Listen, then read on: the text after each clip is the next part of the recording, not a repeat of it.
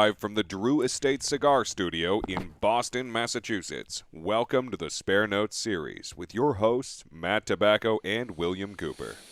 And good evening, ladies and gentlemen. It's Saturday night. It's Spare Notes, and Coop and I are back from Las Vegas. There's a lot to talk about. A lot happened while we were away, while at the trade show, both trade show related and non-trade show related.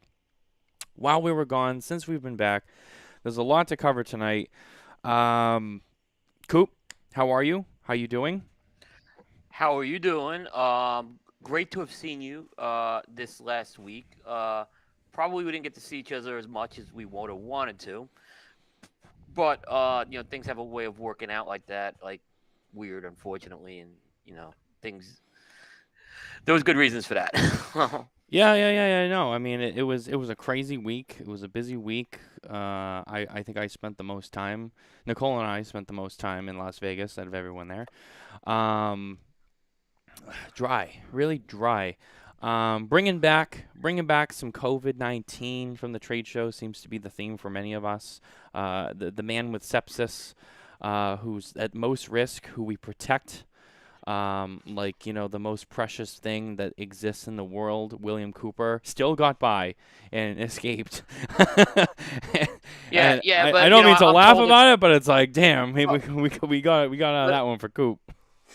yeah, you see, with since there's such an unknown of how I got this, right? There's a question if I'm immunocompromised, right? Now maybe I'm not, right? But I could be, right? And I just resent it when people like when I'm looking out for people, something I went through, right?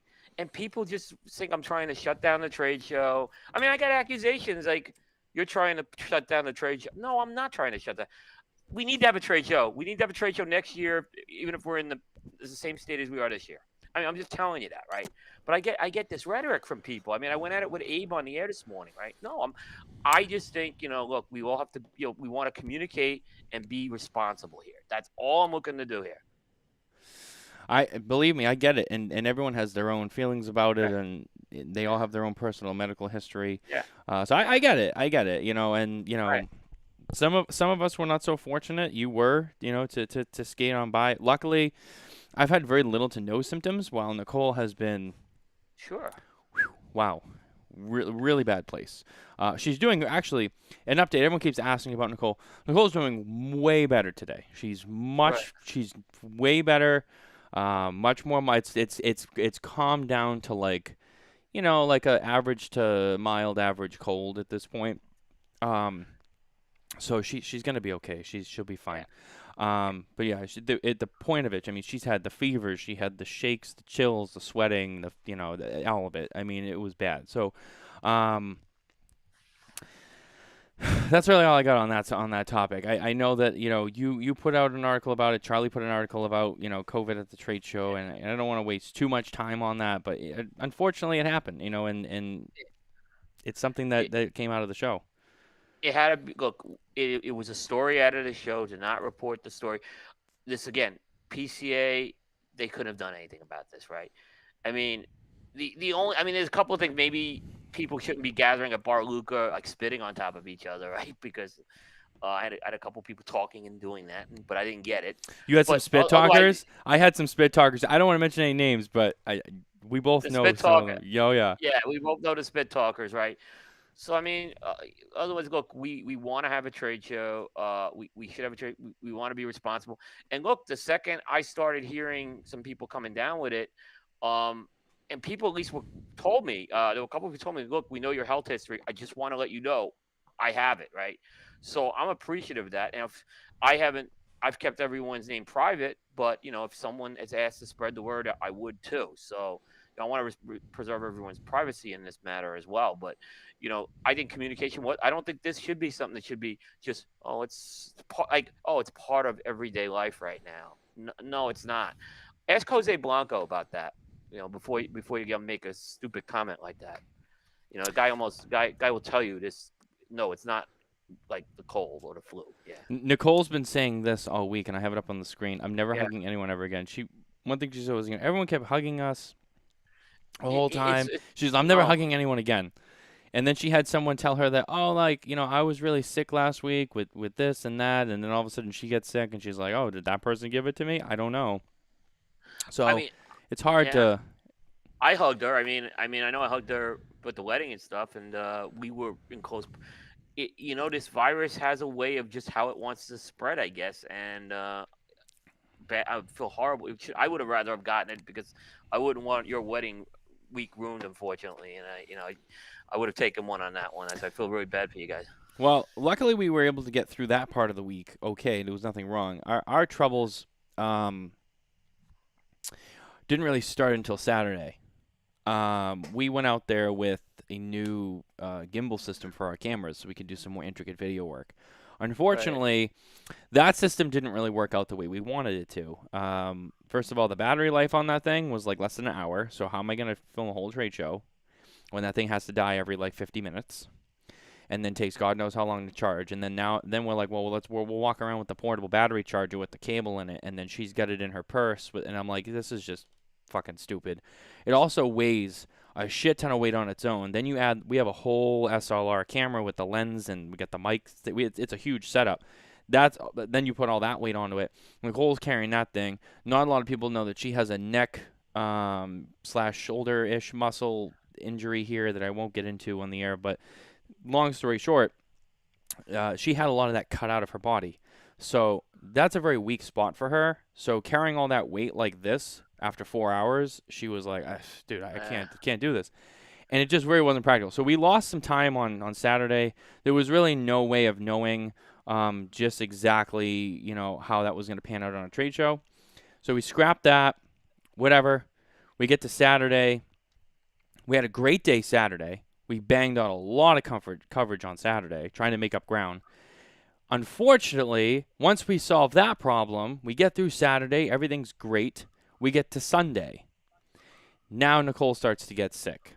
And then there's nothing you can do about that. So I was late to the press conference because, I was trying to get a hold on Nicole and deal with that stuff. And eventually it was just like, don't wait for me, just go so you can get there, and then I'll just meet you there. So then, like, I go ahead, and then I get, that ends. I'm on the show floor, and she's like, I'm going back to the IV place, which I'll explain about the IV thing later. I was not dying. We were not in a hospital. It was dramatic. The photo was extra dramatized because I wanted to create some entertainment on social media. It was a real IV, but I wasn't dying. Nobody was. Right. But she did go back a second time, because she's like, now I really think I need that because I'm getting sick. So, she goes and does that. So now, and that takes like an hour. So and now we're almost 12 o'clock. I had some friends of ours helping me film a couple of interviews. Then I run into storage problems with the camera. I'm in the back of Matt Booth's booth. I was there when that was happening. Fucking around with that. You looked at me like, hey, and I just went right past you like, I am just You not were like, in the mood. You were like, yeah, and I knew, bad day. I've been there, so no problem. And I'm like, it was great. Matt just like, no, how's everything going? Not good, and he just like blows right by me. But I knew that Coop would understand the passion. I totally been there with that. So no I'm like, problem. Coop's gonna be like, oh, I know that. I go right in the back of the booth. I'm fucking around with the camera. I finally get it figured out. Then Matt comes out, and I'm like, and he's like, hey, I need your help. And normally, you know Matt Booth. He's like all jokes and games. He came in the back of that booth. He looked me dead in the eye, like serious. Like there was no more fucking around. He's like, bro, I need you to help me right now. And I'm like, okay. And I'm like, I'm already under like a mountain of shit, and he knew that too, because he actually stepped out of his character to try and make me feel better. Because my friend Kevin, who works the booth with him, he was, and we were talking whatever, and then Matt came over and he was like, hey, he's not like they're off to a rough start, and Matt pulled me aside and he's like, hey, what's going on? And he actually kind of got out of that boofy character and was like, hey, are you okay? Like, is Nicole okay? Like, what's going on? And he kept trying to cheer me up, and it was really nice. And as a side note, those are the reasons why those of us who know Matt love him so much. There's a side of him, believe me. Yeah. A great side of him. It's not just the fun and games you guys see when he goes on a show. There is a very, very personal side to him that he can step out of it and be like, are you all right? Like, do you need anything? What can I do? Like, hey, Like, let's just try to be positive. Like, he actually took the time out of the booth with Justin and everyone there to come and talk to me, to help me feel better and try to make me laugh when I needed it most. Those are the reasons that we care about Matt. Not because, like, he acts the way he does. I mean, that's fun, but, like, he is really that genuine of a soul. So he already knew. So getting back to it. So then he's like, bro, I need you to help me, like, right now. And I was like, I just stopped, and I'm like on the floor with my laptop and the camera, and I got my big travel case open. I'm like, well, yeah, what do you need? And he was like, I need you to help me hide all the cigars in the gin. And I was like, what? And he's like, we gotta hide it right now. And I was like, I didn't even ask questions. I'm like, okay. And so he's like, just throw him under the table and get this tablecloth and just cover it up. And he runs out. And I'm like, I have no idea what the fuck is going on. You had 4 guys sitting around doing nothing in that booth, though. And I go, I have no idea what the fuck is going on. Like those SCG guys were twiddling their thumbs. And I'm like, yeah. And you're struggling with a camera. And I gave them shit, those STG guys. I'm like, what are you guys doing here? You're just sitting around doing. I know what they were doing there because there was some product of theirs there, but they were sitting around doing nothing. So I don't know if he just didn't want them to know. But he looked at me and he looked at me like, oh my God, you're about to save my life. And he was like, can you help me? And I'm like, yeah. So and then he's like, hide all the cigars, hide the gin. And I'm like, all right. And he leaves. And then I'm like, all right. And I'm just shoving stuff under the table. And he comes back and he's like this with all the bottles of gin. And he's like sticking them in. And I'm like taking everyone's backpack and shoving it in front of the table. And there's a table. And I'm like, Matt, where's the fucking tablecloth? And he's like, it's over there behind the stripper pole. More on that later. And I go and I grab that, and we're like, I'm covering it up, and I'm looking at him like, you think that's going to be good? And he's like, it has to. He leaves again. I'm next door watching this, by the way, because I'm with her cloth. I had no clue what was going on here. I was, yeah. I just look at him, and we're both crouched down, and I go, Maddie, do you have... Is the commission here? Are you going to get an inspection? He just looked right at me, like white knuckled. He's like, I'm about to. So the story with Matt is he didn't have like his license set up in time or whatever, so he ended up like buying his stuff or something. I don't know the story, and to be honest with you, it's not my thing. But he just, I think and the other, but bigger part of it too is the alcohol, because it wasn't just him. A lot of people have alcohol in the booth. That's just kind of how it works. So he wasn't the only one. We went to other booths and they're like, yeah, we just got our dick slapped because we had the booze out, or we're not supposed to have booze. So like the bigger thing was really the gin, because like no one was supposed to have alcohol at the trade show, but of course everyone does. So like even Saka, he's sitting there with a whole case of Noah's Mill right next to his chair. I mean, right. I mean, come on, they all do it. I don't blame them. They should. I don't understand what the big deal is. As long as they're not handing it out. I mean, if they're just drinking it while they're sitting in their own booth, there's no big deal. Matt's really just there just to present the gin, to be like, hey, this is what else I have in my brand portfolio. I have a gin too. I mean, he should do that. But you know how these people are. They come by and they just want to like slap you in the dick, and he's panicking. You know, like, and then all of a sudden, like, I leave because I'm like, all right, I'm ready to shoot, and I go back out, and I come back later. He's like, oh, bro, we're all good. Everything's fine. Just like, okay. It was funny. You know, so I don't know. Your bad luck rubbed off on us, right? So we were next door with the Herclots booth, right? And we're getting ready. I think we're gonna go to EP Carrillo, and Ben's like, I gotta change the battery. I'm like, okay, you know, because we did have multiple batteries we were using, and he goes into his bag and the batteries aren't there, and I'm like, we got to go back and get the batteries, right?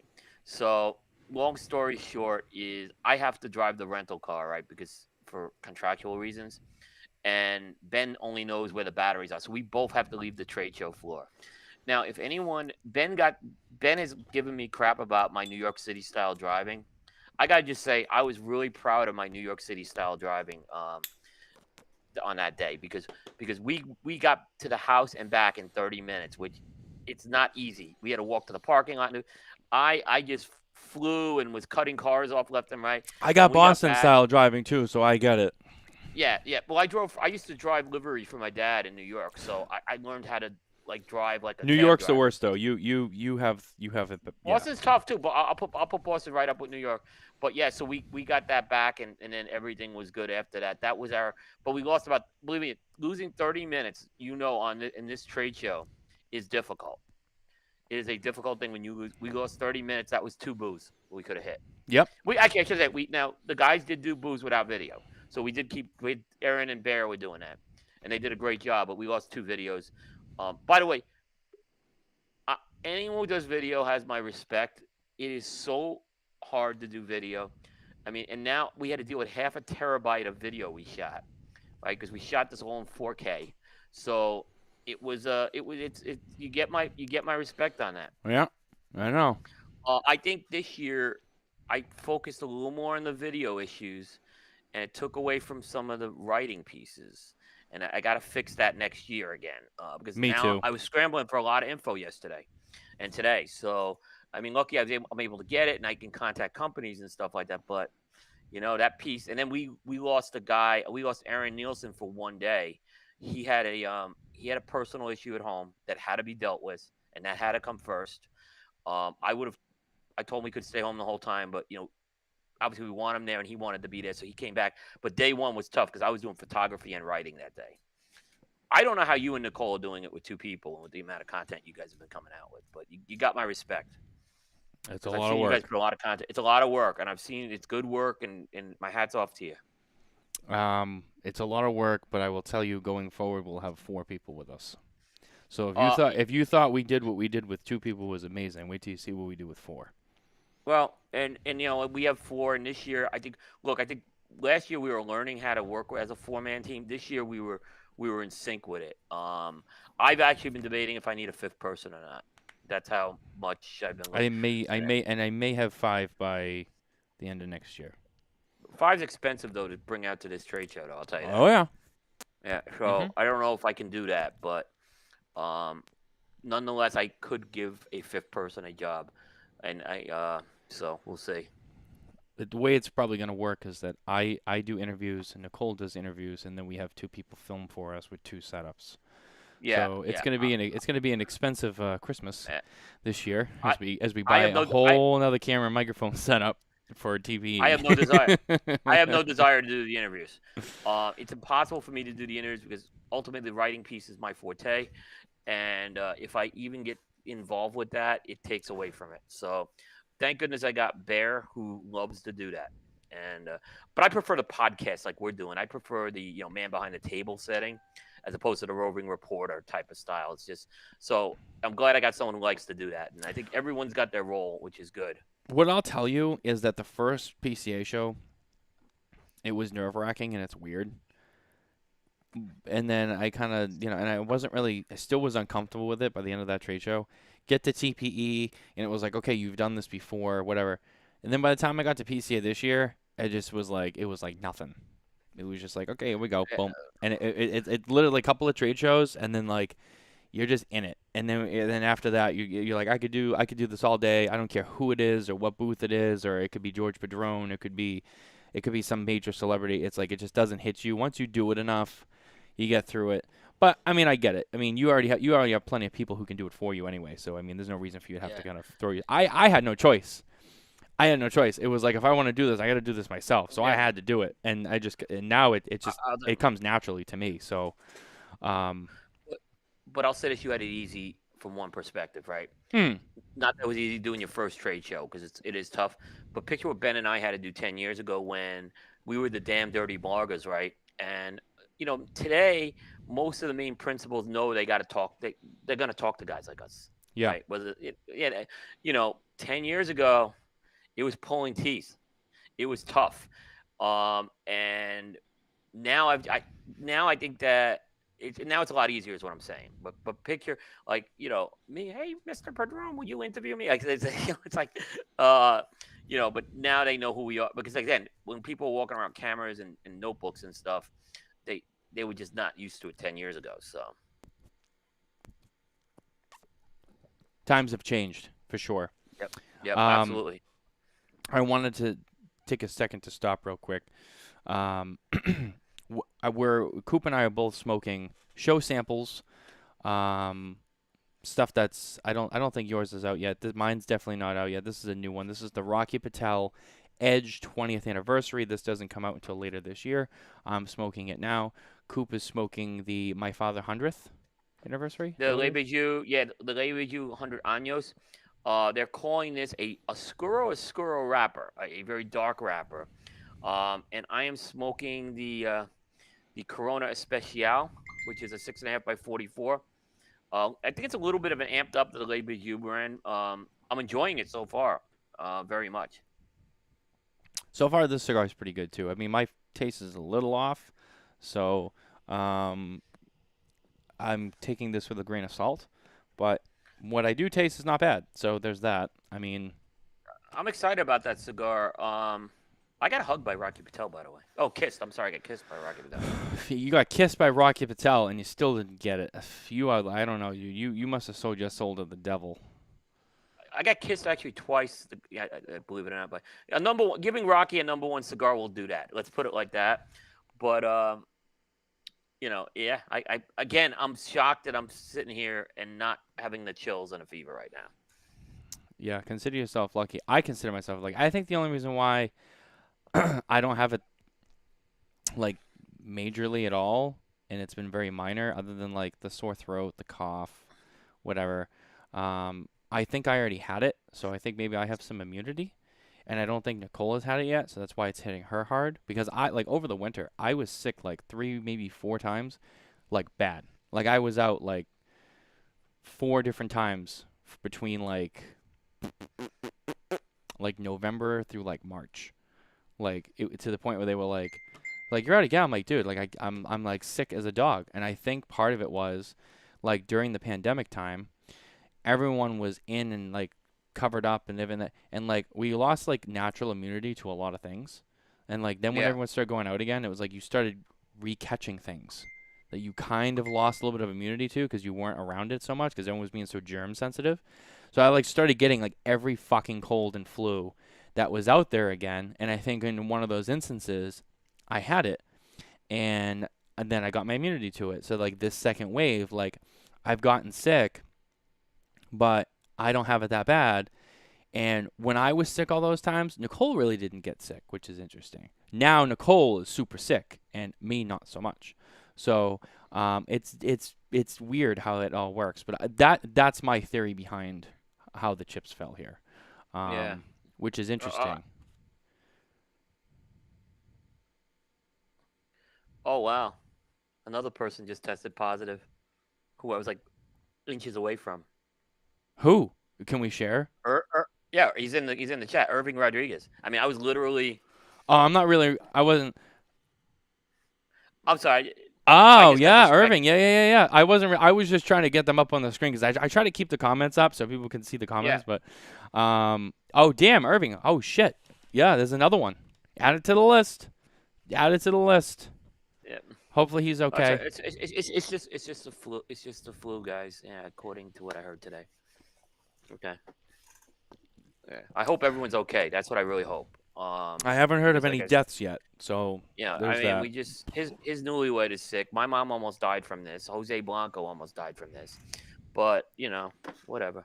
I'm done. I'm done trying to be nice. I guess I don't know. Like I said, I think I already built up my immunity to it, so it hasn't hit me as bad. Yeah. Because I know Carney, I think, has already had it twice. He had it a few weeks before the show, and he also, like this, I think the second time, I think he was really the first time he got it was sick, like Nicole and like I did a few months ago. And then I think the second time he had it, it was like the same thing. He's like, I had it, but it was like very mild. And I think that's essentially like kind of how it goes. The first time you have it, it's really bad. Then the second time you have it, like it doesn't mean you're immune to it, but like you can get it again. But I think if you've had it once and then you get it again within like a year, or like, sorry, excuse me, that burp stuck up on me. I apologize. I think that like you have it again, like within a certain short time frame. I think that you're more immune to it, so it doesn't slam you so hard, but like you still get sick, which is yeah, I guess better. I mean, I'd rather have that than be full-blown sick. I mean, I don't know. I agree. But anyway, that's enough about that. I mean, we could spend the whole show talking about the virus. Yeah. there's Everyone a just feel well, get healthy, and just be smart on it and stuff.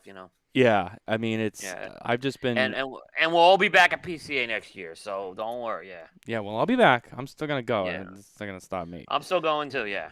Um, so as I said, Coop and I are both smoking show samples, some new cigars tonight. I also have I have my whole travel humidor here, all full of new samples.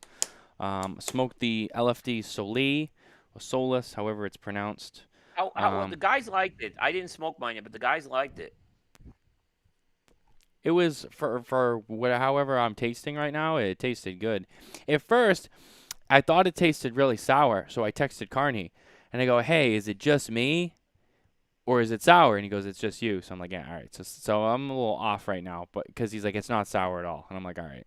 So, and then it kind of went away, and then it tasted okay. So I'm still not like 100% sure on the exact taste of it, but it Huh? tasted good to what I was able to taste out of it. Which is, it's enough for me to try it again. I mean, it's smooth. It was definitely, construction was really nice on it. I'm really excited. I only got the one sample, but I mean, I'm sure I'll get some more. I'm excited to try more of them, and as it goes down the line, it's exciting. LFD hasn't had a new release like this in some time, so I mean, they've had the TAAs and shit like that, but to go on with a full-blown new full release with this whole new brand, Solus, I mean, it's kind of a big deal. So, Yeah. and they were slammed. That booth was They slammed. were. Getting right into it, that booth Yeah. was slammed. We were fortunate enough. I made, Carney and I obviously talk every day, so way in advance, I said I want to be in there right away. Saturday morning, 10 a.m., I was in the booth. So I got all the Gomez's together, and we were in, we were out, and I'm so happy we did, because after that, I mean, they were slammed. There was a line to get into that booth. I mean, it was crazy, crazy. Yeah. I went there day 2, and we did get a chance to interview Lito. I gotta say though, I was really impressed with Lito Jr. I mean, apparently he's still in college, right? I don't think he's graduated yet. But Lito this kid comes Jr. up. Yeah, I think so. I think he's maybe Yeah, I almost mean, and done. look, I've seen Lito's done a great job with his kids. Is what I'm just gonna say, because Tony is a true professional and he's done a great job. John I've Wick. seen him grow in his. And now I'm seeing Lito Jr. The kid, he's a kid, but I'm telling you, he was a true pro in the booth, and he's got a commanding presence there. When Lito retires, the company's in good hands with those two. I mean, Lito has a lot to be proud of with those two kids, really. I say kids, but I'm a lot older than them, so yeah. I would say for Lito Jr.'s, I know he's been to the show before. I know he's done trade shows. Oh, I know too, but this is the first time this was like, a Right. project of his. Right. Yeah. That's what I'm saying. Like, I know he's been Yeah. there before, but to go for the first time and do a project that he actually has some responsibility to, Yep. he did a good job. So, and he's Ver- still a young kid too. So, I mean, you know how that goes. Yeah. And Yeah. there's always room for improvement. I think he has a lot of potential, and I think you're right. I think he's going to be good. I mean, Tony's already been doing this for some time. Right. Even if God forbid something happened to Lito, Lito Jr. would have Tony to rely on, and I think at Right. this point in the game, I think Tony's ready to take the helm at that business. Oh, So I Tony- think Lito knows that. Hey, if something happens tomorrow, like Tony's got it. The company will be fine. I think Yeah. between John and Tony and Inez. And then as Lito Jr. gets a little older and more experienced, there's plenty of people in that group that can take it. I think LFD will be fine. Yeah, and look, Lito had him kind of go through all. When I met Tony in 2011, I actually met him in Jeff Borschowitz's office. He was the sales rep for Florida for LFD, Yeah. and then I know after that he went and spent time down in the factory. So and I imagine Lito Jr. is going to be going through a lot of this too. So it isn't like we've looked at what Nick Perdomo did with his son, what Luis Cuevas did with Alec. By the way, Alec Cuevas, another one. If you saw him at the trade show, I this did. year, That's another one.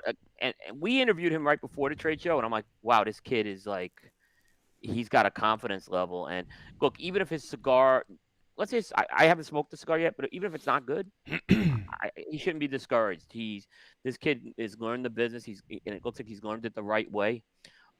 And I think he's got another great. The Cuevas family is going to be in good hands for another generation. Is what I'll say with them. Yeah, Alec is very professional. He's a great kid, really smart, intelligent. Yeah, He carries himself very well. He presents himself very well. He's very yeah, educated. Like you can tell, he's all around well-rounded. yeah. He's going to be good to go.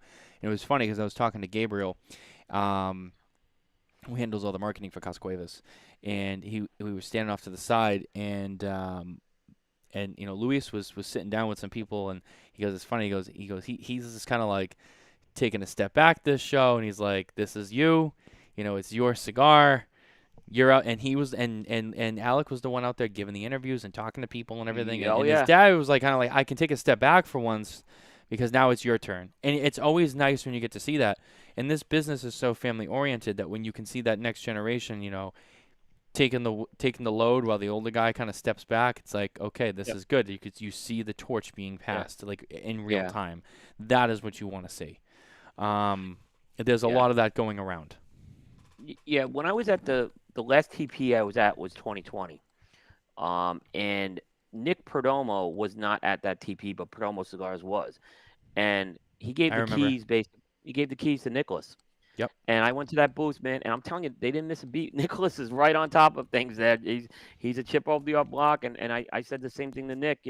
Again, I'm a father who has older sons, so these kind of things I look at, and and it's something to smile about when you see stuff like that. So, I wanted those guys to know that I recognized it, because it is a nice thing to see.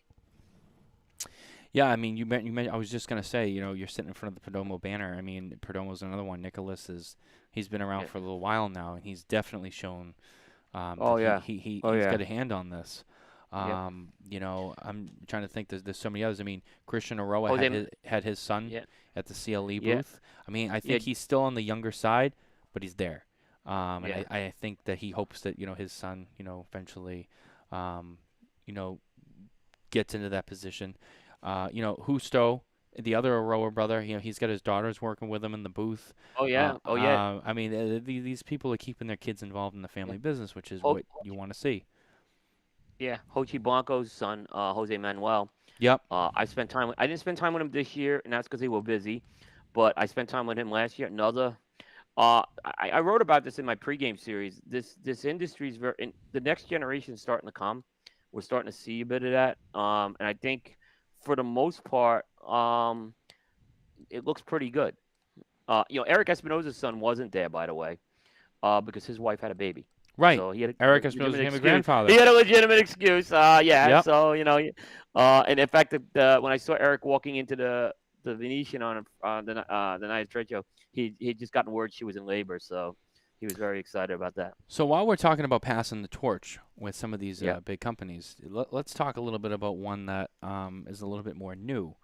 That we've only been seeing in the last couple of months, and that is over Hmm. at the Arturo Fuente booth. Now, Carlos Fuente III, I met uh, him as well. Carlos's son, How could has he was? has now been starting to surface on social media. He was at the trade show. He was in the booth. I think that he's also still in school, and I think he's almost done. I think he's got like another semester or so left. Yep. But he's seen some scenes. He's been on social media posting some photos. He's had some photos of him with his dad in the factory, the one of tobaccos. Are we right to assume that now, okay, Carlito's going to try to groom him as like, all right, you're up. I mean, this is going to be you. I spent time with them before you got like when you were doing I guess you were over doing dinner after the wedding. And then I was over at Bar Luca the one night I sacrificed going to Bar Luca. And Carlito came in with his son. And actually, if you saw, I have a picture with the two of them. But I saw it. Yeah, I met the kid as well, and another one. He should have been mentioned as well with him. I think they'll be again. This kid's the demeanor. You could just see it. You can see his confidence. And Carlito told me, he said this kid's gonna go through all the ropes though before he takes this over. Like he's gonna put him through the paces. So he's not just gonna give him keys to a new car here. Yeah, it sounds like he's gonna have to work it. And Carlito's very confident, having a guy like Ciro working alongside him too. Oh 'Cause yeah. Ciro is his main guy. Oh yeah, if you don't know who Ciro is, I was fortunate enough just to get to meet him at the trade. Thanks to Jay. Oh, Jay actually introduced me to Ciro at the trade show, and getting to know more about Ciro. I mean, Ciro plays a huge part in the way Arturo yeah. Fuente is run. What's funny when I came back from the Dominican Republic on the Fuente tour, I had never met Ciro. And I spent a lot of time with Ciro those 2 days, and all I'm talking about to my wife is Ciro this, Ciro that. My wife's like, "Is Ciro like your lover or something?" She's like, it's like I was like Ciro fanboy, And I said, no, I just love this guy. I really hit him off, and he's a big part of what Fuente does, and he's just a great person on top of that. Right. Did you happen to see it was Ciro's birthday while we were out there? Did you happen to see what he got for his birthday? I did not. So I was at the Arturo Fuente booth with Jay. I think it was Sunday, and I see someone come into the booth with this giant Louis Vuitton bag. And I'm like, what the hell is that? A big bag from Louis Vuitton. And then someone comes out with it, and they give it to Carlito. And then I see Carlito with the bag, and he goes to the Padron booth. And I'm like, what's going on? What's he giving George Padron, like a Louis Vuitton, like, commemorative present or something? Because of the... And then Ciro's over there, and Ciro's opening it. And there's like, he opens it up, there's like a Louis Vuitton bag or something inside. And he tells him, like, no, look in the bag, look in the bag. And he, like, opens the bag, and there's something in there, and he's like unwrapping it. And I can't remember if it was like...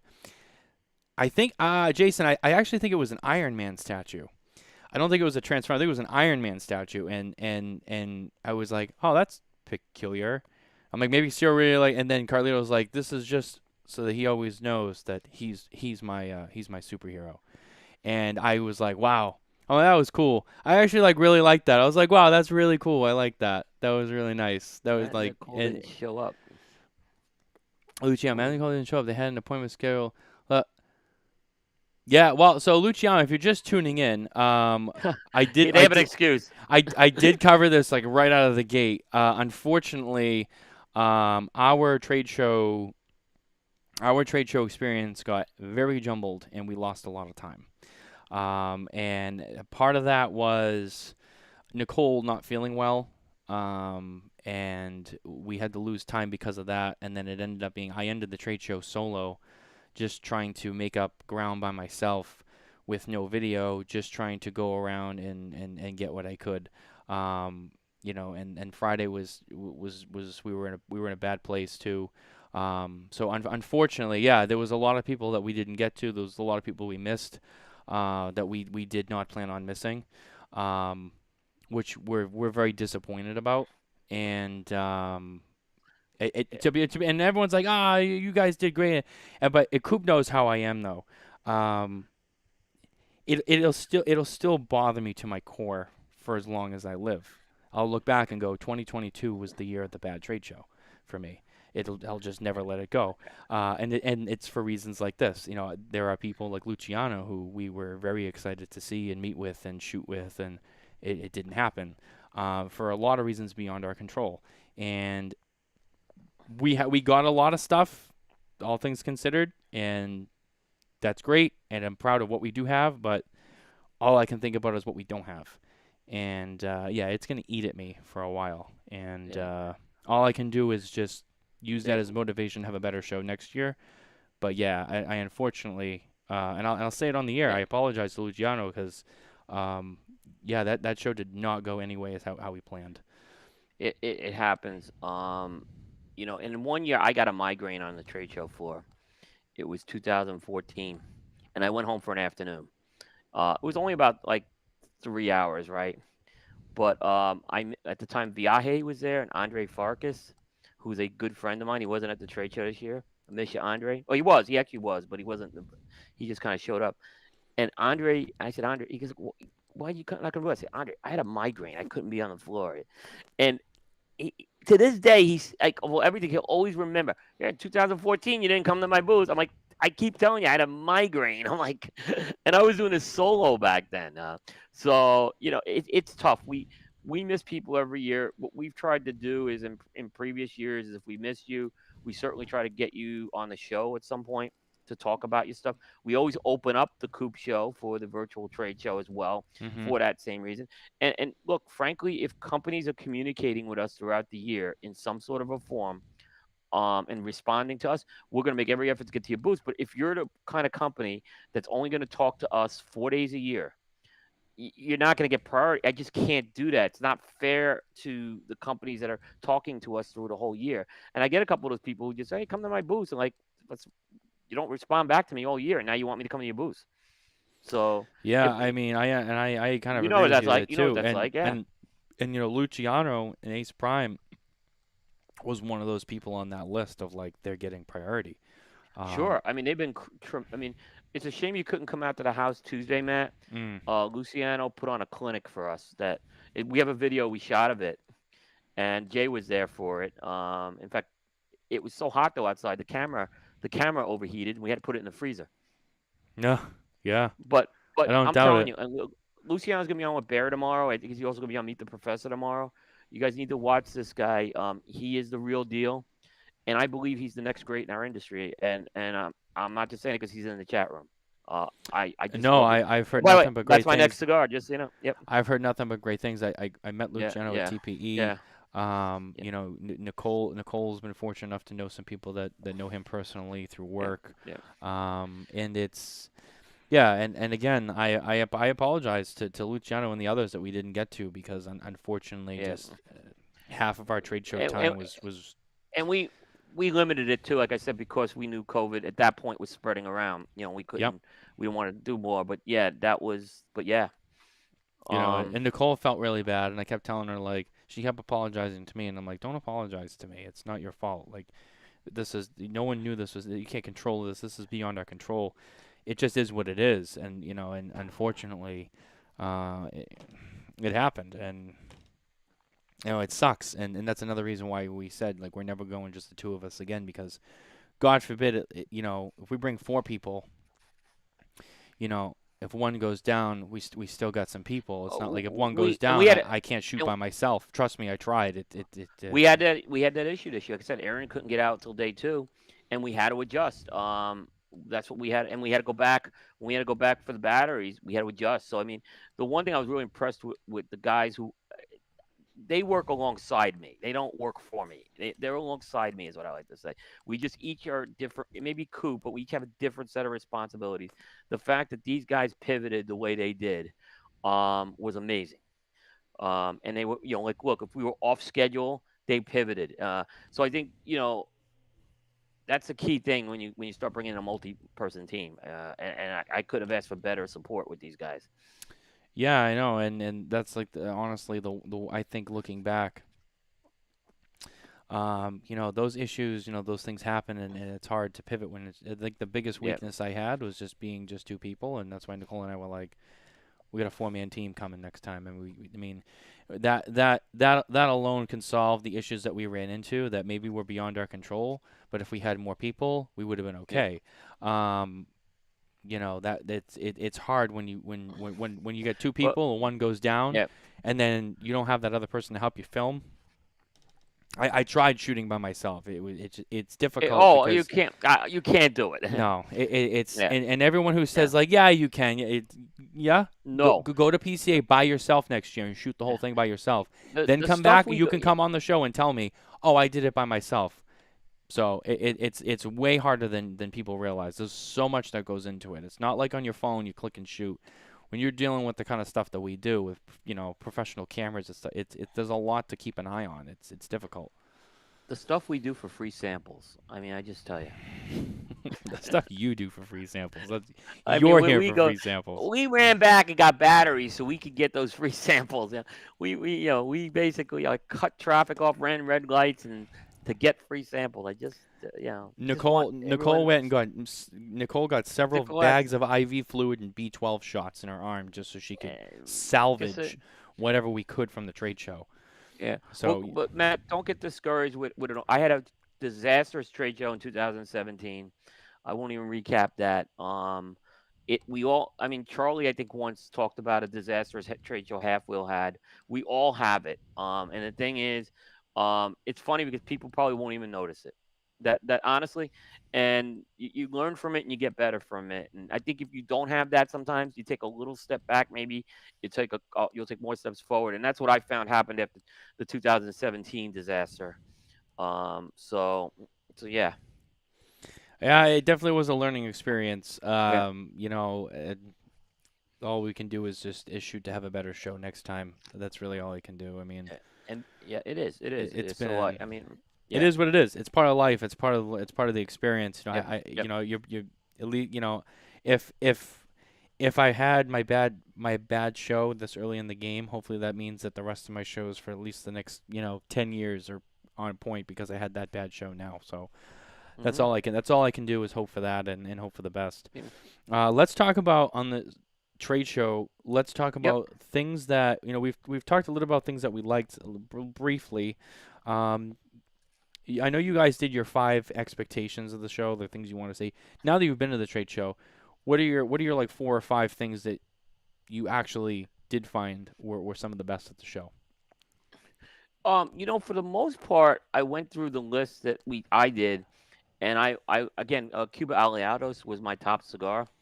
I have not smoked it yet, but I could just tell you my visit to the Oliva booth confirmed that this is going to be the real deal. And it's going to be a big impact. So that was. But you know what's interesting? The cigars, I think, and he's in the room, but I don't care. I'm going to say Mas Igneous and Maria Lucia were two big surprises for me. Okay. Um, Maria Lucia wasn't on my list because it was a more limited one, but Mas Igneous is one I missed. And to say it was my cigar of the show is an understatement.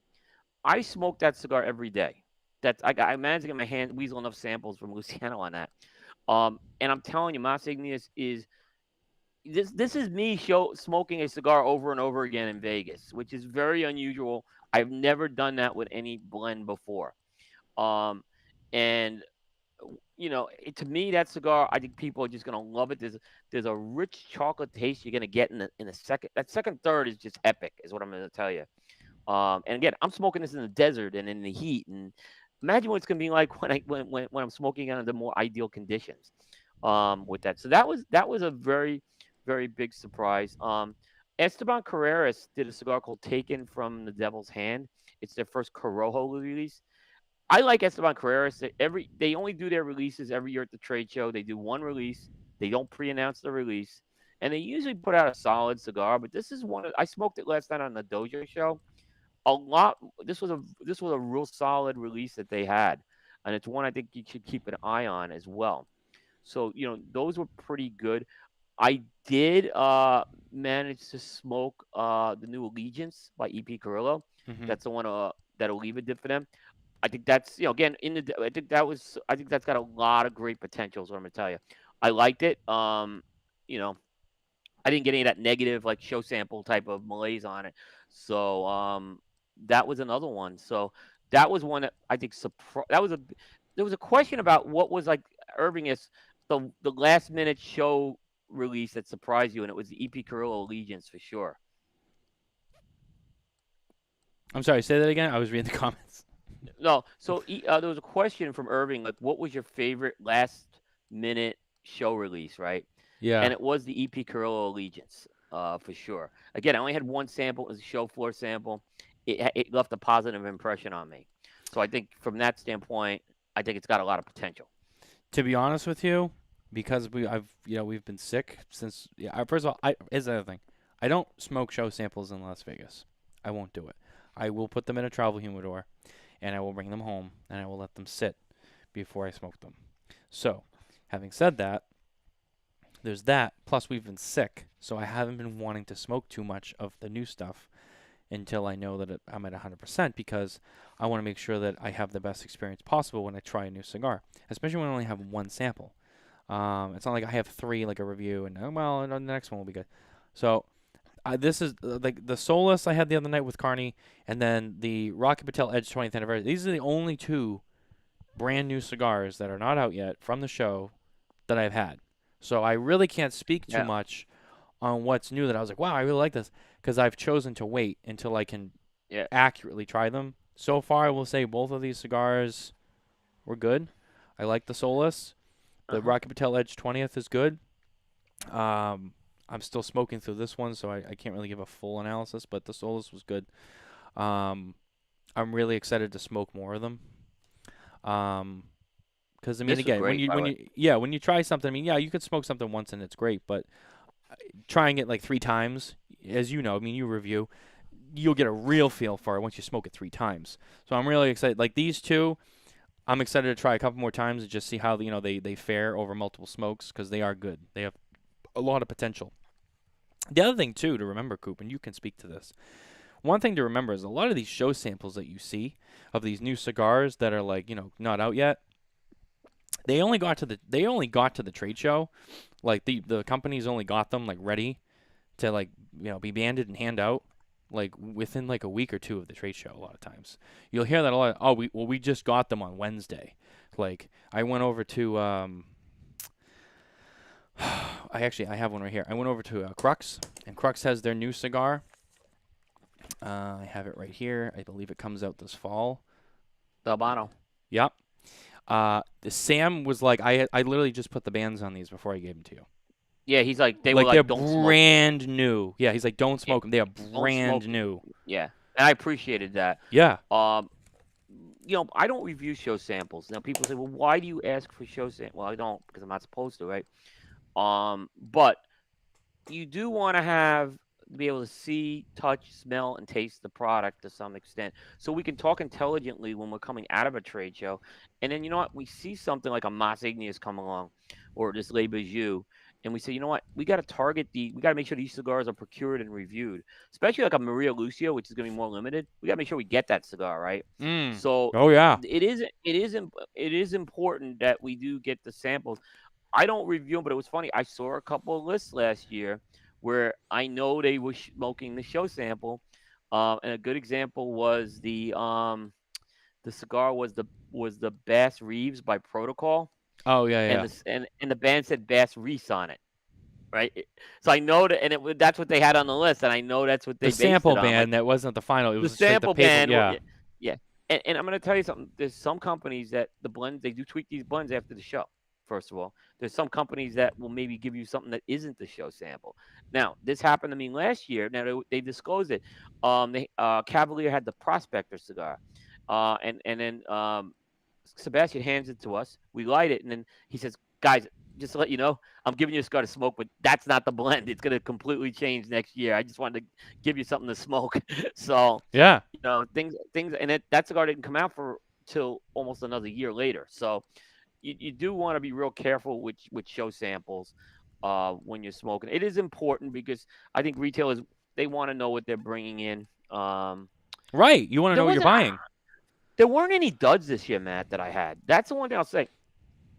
This was despite the fact that I didn't have a cigar that I chucked this year. Really? Like, I didn't have that. Let me ask you a question. Hold on. How many new cigars / show samples have you smoked to this point? About 12. 12. About Okay. 12, but about 7 of them I smoked off the trade show floor. Okay. So it's because day one I didn't even smoke because I was doing pictures and writing. I didn't have a hand to smoke, right? So I didn't smoke a heck of a lot on the trade show floor.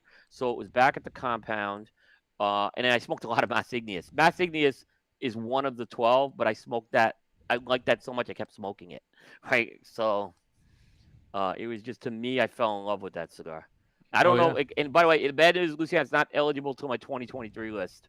That's the bad news, but that's okay. It gives a chance for me to really see how that cigar performs. Yeah, no, absolutely. It's and again, this is another reason why I don't like to smoke the new stuff.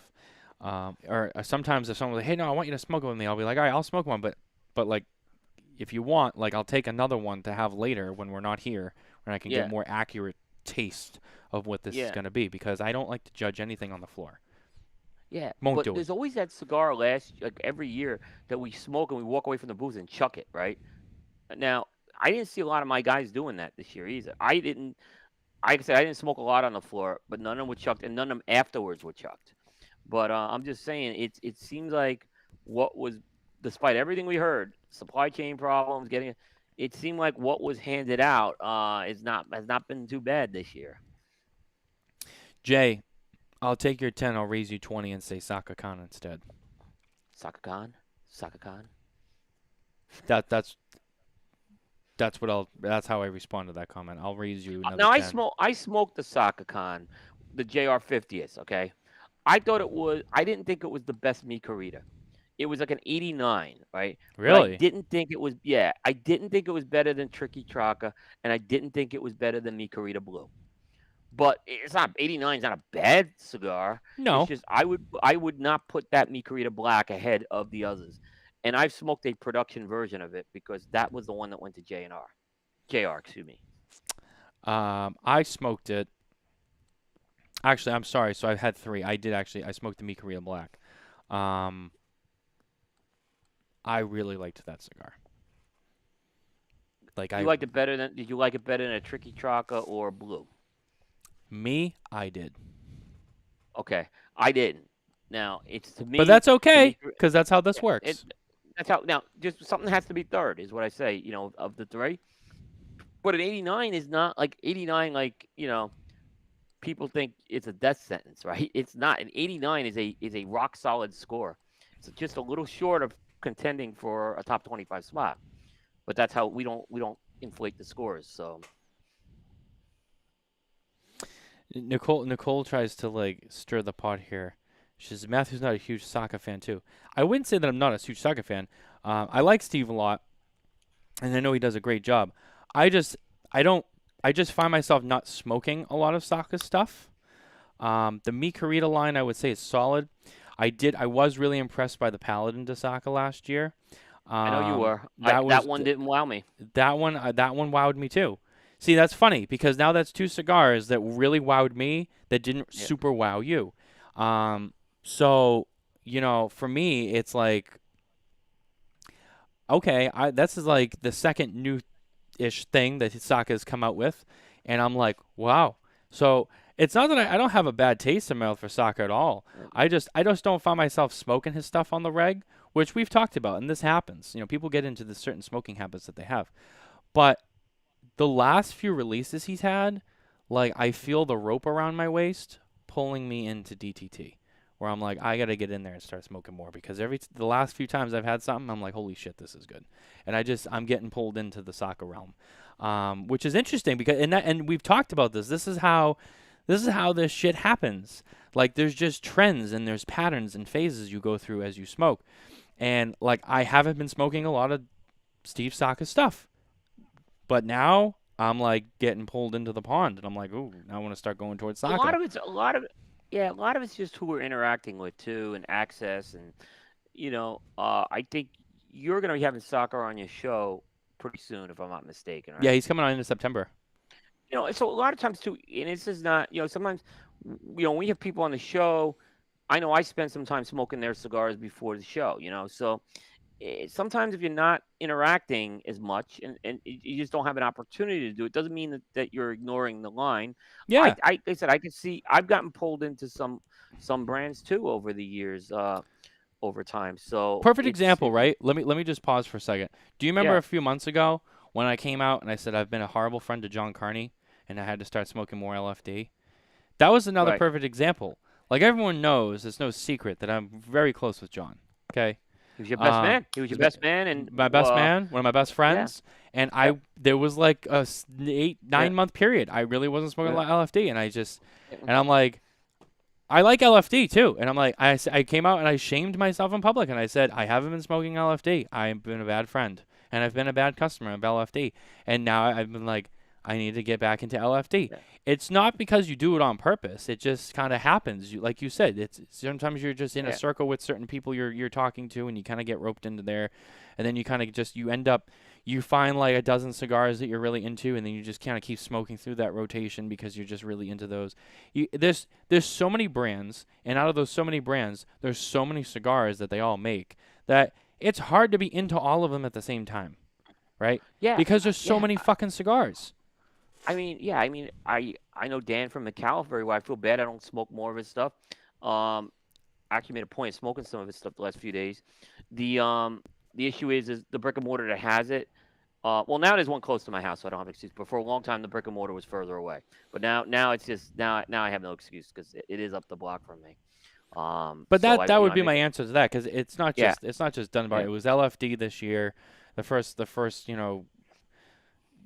up until what like June, end of yeah. May.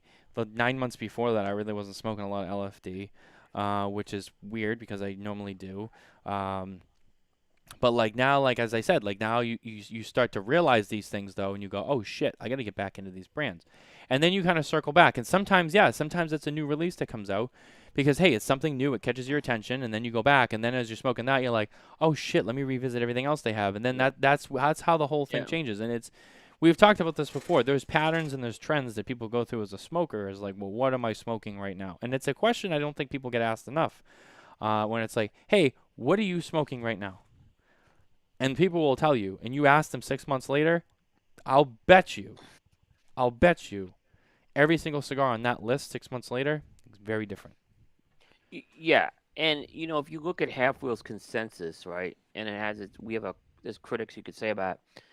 The people who make that list that get cigars in their hand, like the cigars that make that list come from media lists, right, and the media tends to smoke what they get their hands on, and that's what happens. I mean, it's just there's no way around that, right? It's just if you're not interacting with the media, you're not gonna make the Half Wheel list. There's no way around that. And even if you look at and I harp on press releases. I did an article a few years ago that showed the companies that did press releases were the ones that were landing on Cigar Aficionado's list and Half Wheel's list and Coop list. So it's communication's a key thing too. Coop, Chris Gomes had a question in the chat.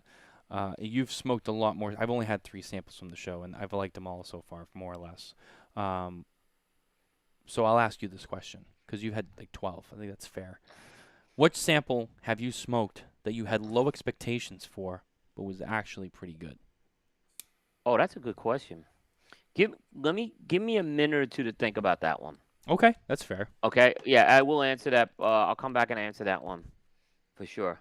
Like I said, I think it made more sense to float it to you because you've already had like about a dozen of them. Yeah, I haven't smoked enough because the 3 that I went into, I mean, more or less I expected to be good. I mean, LFD, a Mi Querida, a Rocky. I mean, usually those 3 brands, they don't disappoint. I had high hopes for. I'll give you one. Okay. Gurkha's Colección Especial. Oh, I think I have one. That was a good cigar. The white one. Very good. Yeah, the white band one. The new one, the limited? Good. Yep. I think I have it. Let me look. Yeah, it has the lighter wrapper on it. It might not be in this case. I have 2 cases with samples. Yeah, I was definitely I have the Pure surprised by Evil. that. Oh no, I do have it. It's right here. I do have it. It's right here. Yeah, I would say that one was the one that surprised me. If I can dig it out. Since Dan is watching, one side of this is all Migdalia special editions, all stacked up on one side. I smoked some little A's actually. It was really lowercase A's. I'm sorry, lowercase A. They were really good. Great little smoke. That's gonna be a monster hit for them, I think. Monster hit, that little A. I keep calling it little A. Lowercase A, Dan. I'm sorry. I should know. Lowercase A. Yeah, lowercase A. Yeah. This. There was a couple. There was the other one that was surprising. But I had smoked it before the show, so it's unfair. But the Terra Nova, that United's distributing is really good. That is a really good one. But I had that one before the show. But it was kind of, they kind of soft launched it at TPE, and now they were showcasing it more here.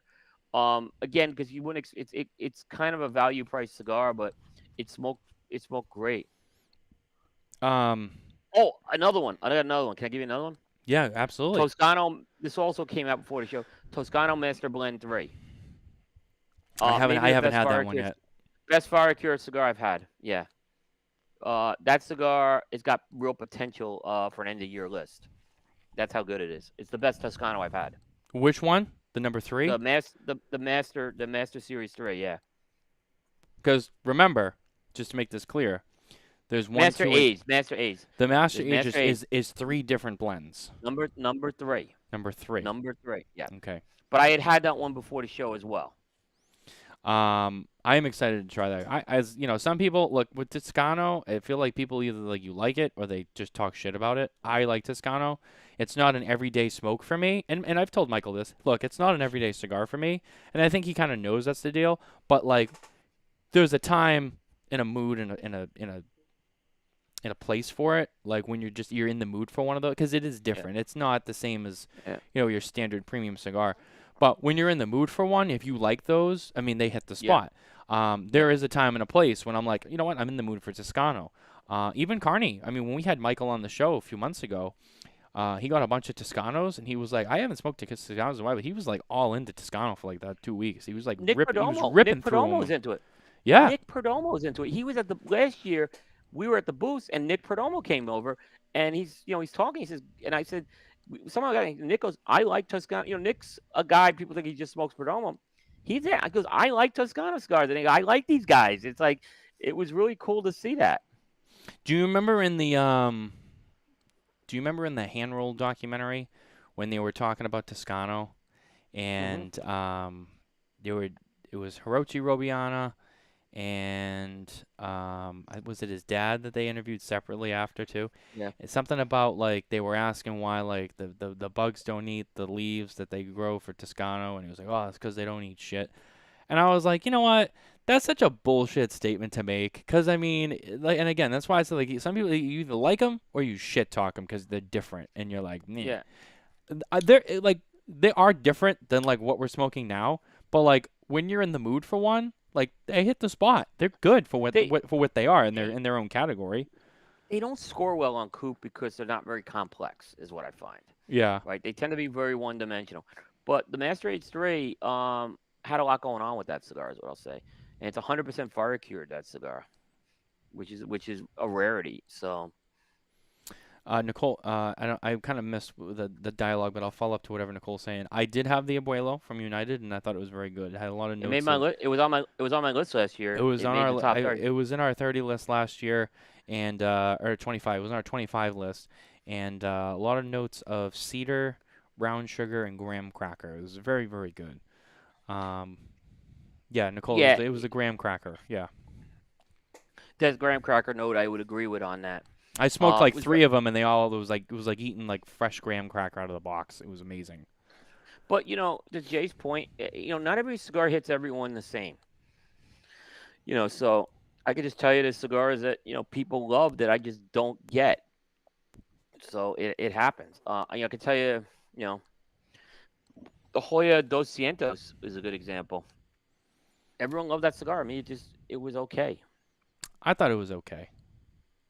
I thought Hoya I was did like, better. Yeah, it was all right. I didn't think it sucked. Yeah. It wasn't like throw it in the tray. Yeah. But it wasn't like, wow, this has to be in my top 5. Yeah. I mean, and yeah, I agree.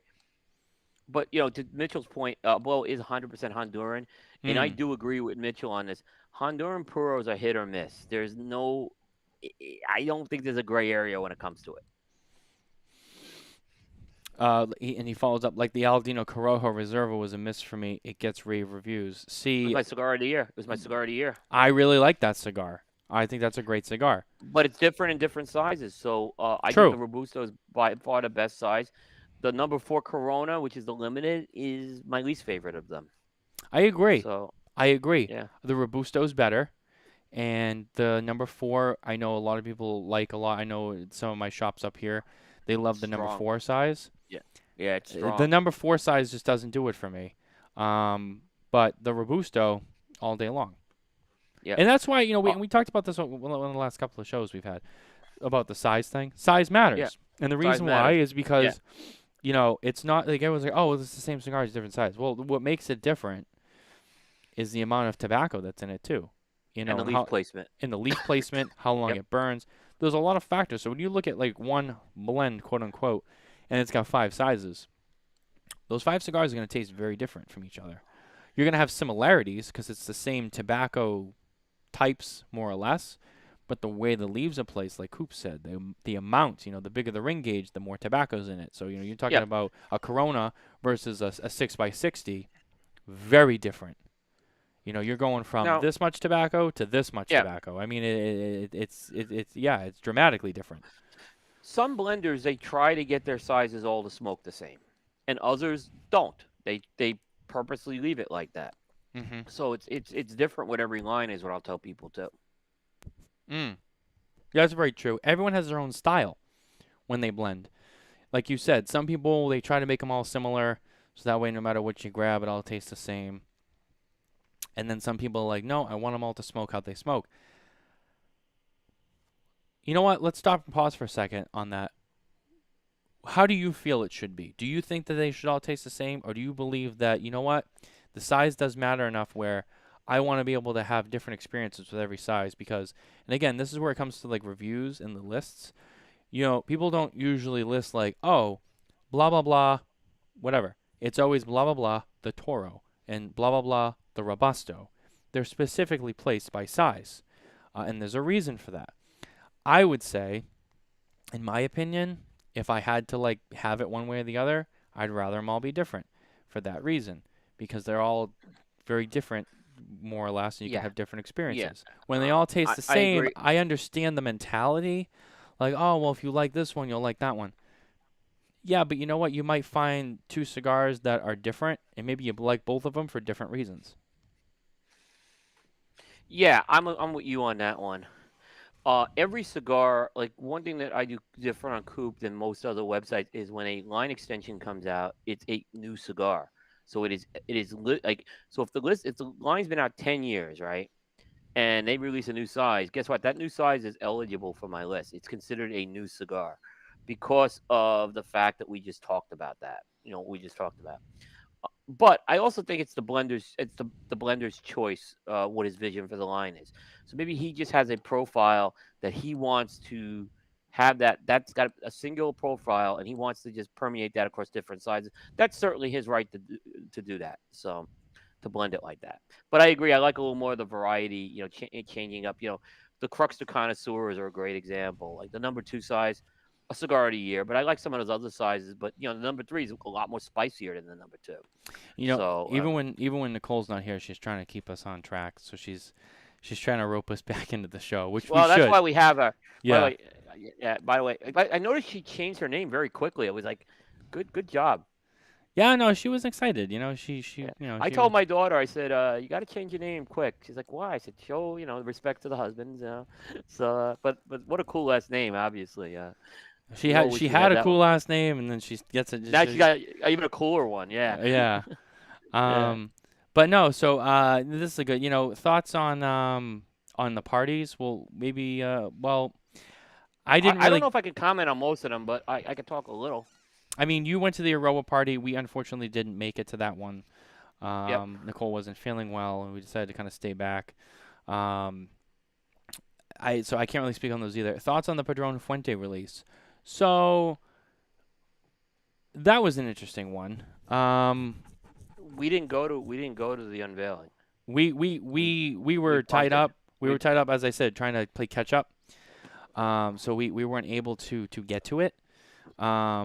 So unfortunately, we saw the crowd, and we're not going to get anything. Yeah. Yeah, because Sunday was that only solid day we had, so we were so busy just trying to catch up the missing ground from Saturday. Yeah. We couldn't make it to that when it was happening. And by the time we got over there, the crowd was so big. I'm like, we're never gonna see anything. So, but we got to see it after. Better?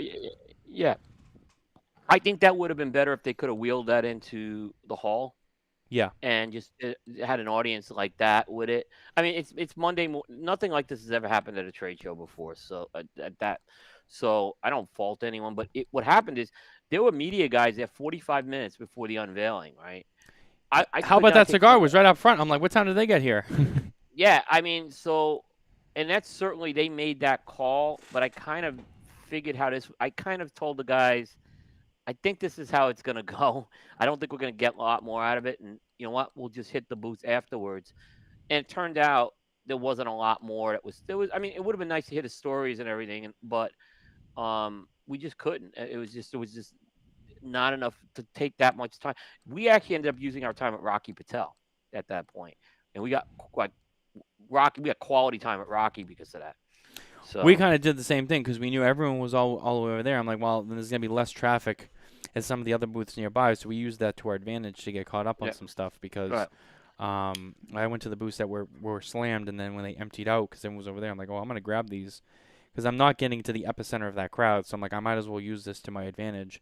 But again, I was already playing I was trying to play the catch-up game, so that's why I mean, I wasn't there. Justin, we were there 30 minutes early and still didn't get what we wanted. Yeah, so I mean, even look at that. Like they were there early and they were up front. They still didn't get what they wanted. So yeah, Yeah. it was a tough situation. Yeah, it was hard. But kudos to them for still. Look, I got to take my hat off to how about that. So that they made the effort to do that. They probably have a little more than we're gonna have. So a lot, maybe a lot more. But that's why we have multiple media outlets covering this show. So we're not all like cookie cutter, giving the cookie cutter stuff. Right. So nothing wrong with that. Chris, no, go ahead, finish that. I'll bring this up after. I was done. I was done. I was just gonna say. So Chris has been inquiring about the opening night party. That party, it was not a pool party like TPE. I thought he was. I thought he was talking about the party, the Ace Prime Crown Heads one. Oh, I don't. Yeah, the one at the Expo Center on Friday night. Okay. Yeah, because I think there was a pool party thing on Sunday night. I don't think there was any pool party because there was that. Then on Sunday night there was the nightclub thing at the Cosmo, which was from what that was what I'm talking about. That's what I'm talking. Yes, I'm sorry. I don't think a lot of people went to that one. Aroa is because everyone went to Aroa, I think, that night. Yeah. Which was closer. I stopped into the Cosmopolitan party like early on, and there was nobody there. I didn't even see any PCA people there, so I left. And I went back to another thing that was going on, and so I don't know if it fared well later in the night, but I mean it didn't seem like it. I don't think many PCA people went there. Also, I think the general consensus is that, and I didn't find this out till right before. I think going into the show, before we even really got there, I think people thought like you couldn't smoke at the Cosmo party, and then like right before I found out, oh no, you can smoke there, and it was like, oh well, I think people think you couldn't smoke here, so I don't think anyone wanted to come, because it was partially outside, but I think you could still smoke inside the club too. Yep. So I don't know what happened with that, but from what I heard and the little I saw early on in the night, I don't think anyone really went to that party. So it was not like the pool party at TPE, if that's what he's talking about. That was yeah. Insane thing. Yeah, that's what I heard. I mean, I don't think it had this. I didn't see, and this is something I think PCA can work on for next year. I didn't see the buzz about that Cosmo party at all on social media. No. There weren't a lot of people. Like the Aroa party had a little more buzz, but it was hard because it was dark to take pictures. But that had a little more. But maybe that was the same problem over at the Cosmo. But there was buzz with that TPE party. Everyone was putting pictures up that night. It was just.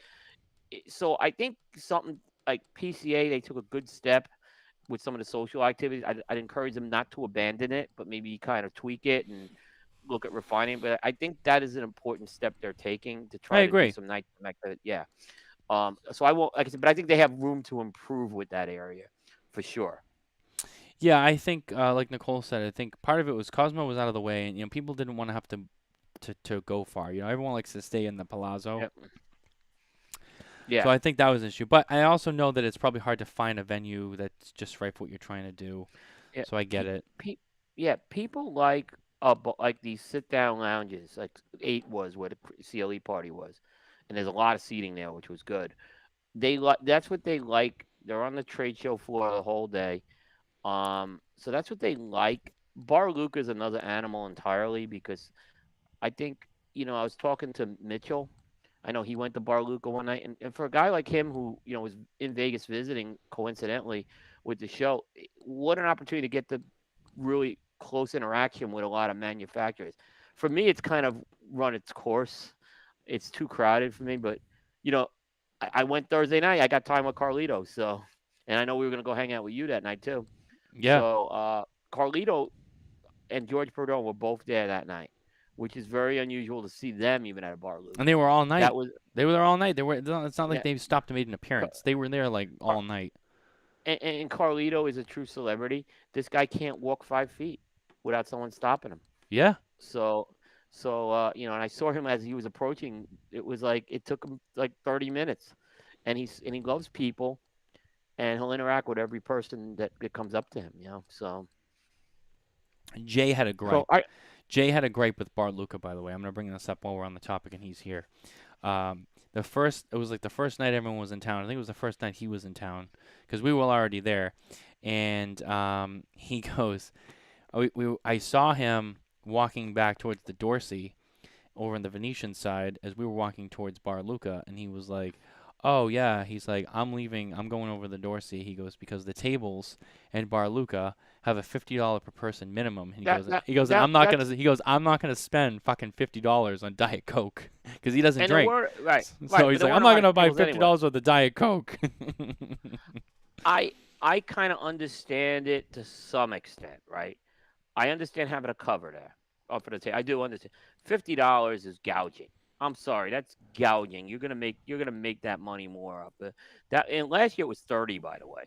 They actually people don't know they were doing that last year too, because they hit me up for 30 when I was there last year. So and what I do know is when I got hit for the 30, it was the day after the trade show ended. So Yep. maybe they raised it to 50. But that's I'm sorry, Palazzo. That's gouging. We're throwing a lot of business to you with this convention here, and I think that was ridiculous. I agree with Jay. It was what it was, and you know what, standing is not really an option for someone my age, and so yeah, Yeah, but I mean we were joking the whole time that we thought like, hey, everyone they probably hate us because hell the smoke, you could tell, and there's so many people, and they're all smoking, and you see all the non-cigar people who are like in the hotel like walking by to go to their room, and they're all going like and they're all pissed because like there's like all these smoking people here and they hate it. Um, Listen, if you're a non-smoker, I get it, but at the same time, I yeah, mean, it, it, we're only it's a there for a shame. few days.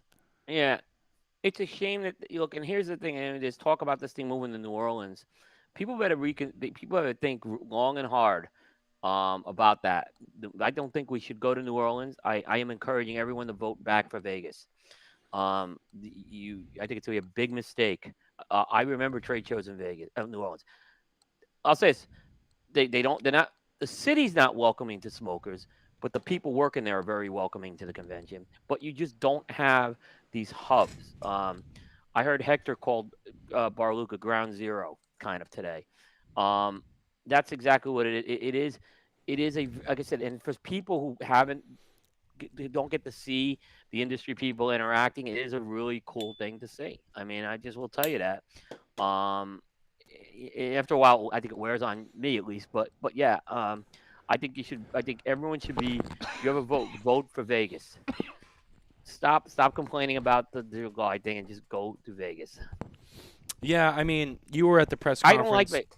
Yeah, We yeah. talked about this on the show on Thursday with John. I was at the press conference. You were at the press conference. The topic did come up, and I think and Carney actually clarified it for me. Um, there was a survey that was done, and it was more or less like, all right, do you guys want to do New Orleans in April or do you want to do Vegas in July? And I think that the survey came back as we'll go to either one. Um, Vegas, obviously, things are closer together.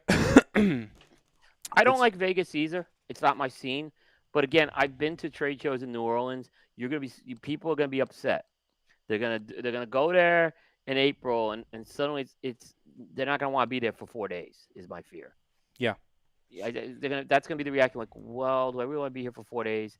I think they're making, but again, I think there's other factors like costs are going into this too. But I would just encourage everyone to really think about New Orleans, and because it's gonna be a very different trade show. You're gonna be traveling all around town, and that's how it was in 2015. yeah. I mean, I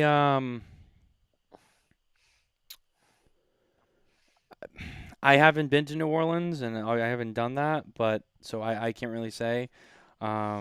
But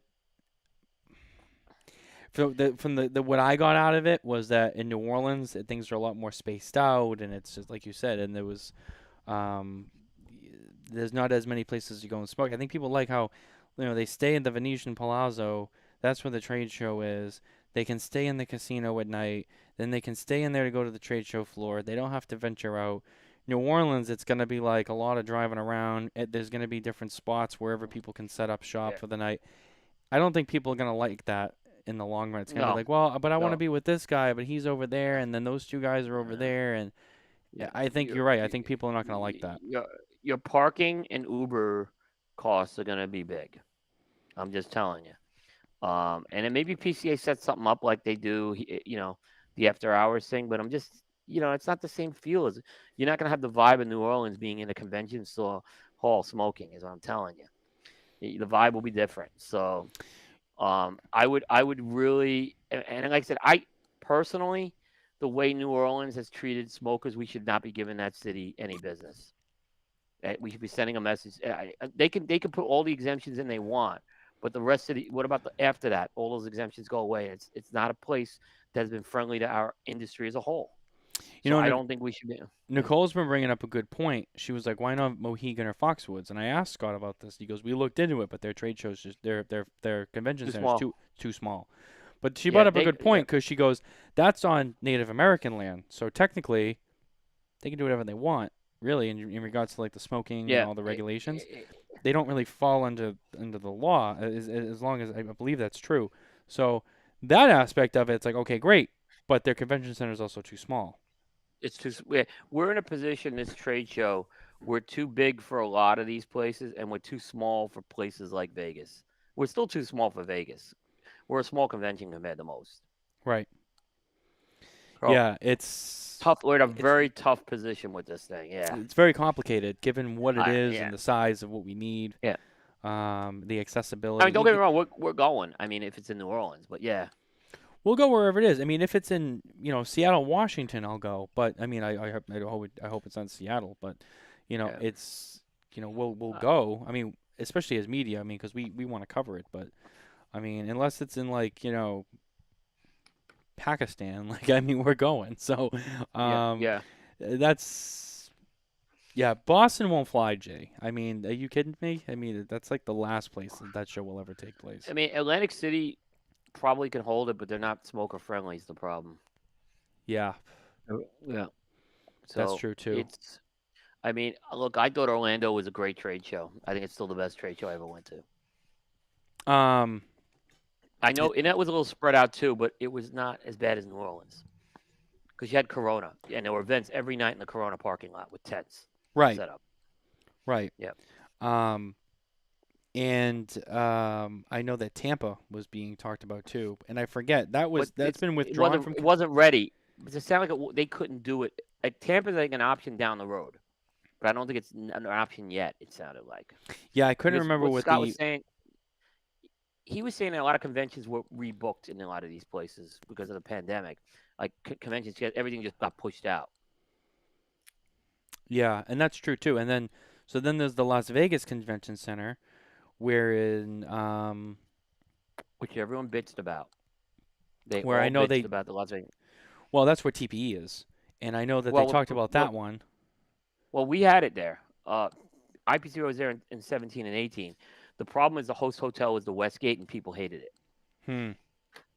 That was the problem, and that's actually what led to the formation of the media compound. Because we knew the facility, a lot of us knew about the Westgate, and we didn't want to stay there. So that's how the media compound concept formed. They said, let's just get a house instead. And at the time, the SLS I don't think was done already. SLS is the other hotel. Well, it was Sahara, then it was SLS, and then they bought it back, and now it's Sahara again. Yeah. So which we didn't want to stay at the Sahara, so we ended up staying at Resorts World across the street. Which is that's a nice hotel though. Brand new.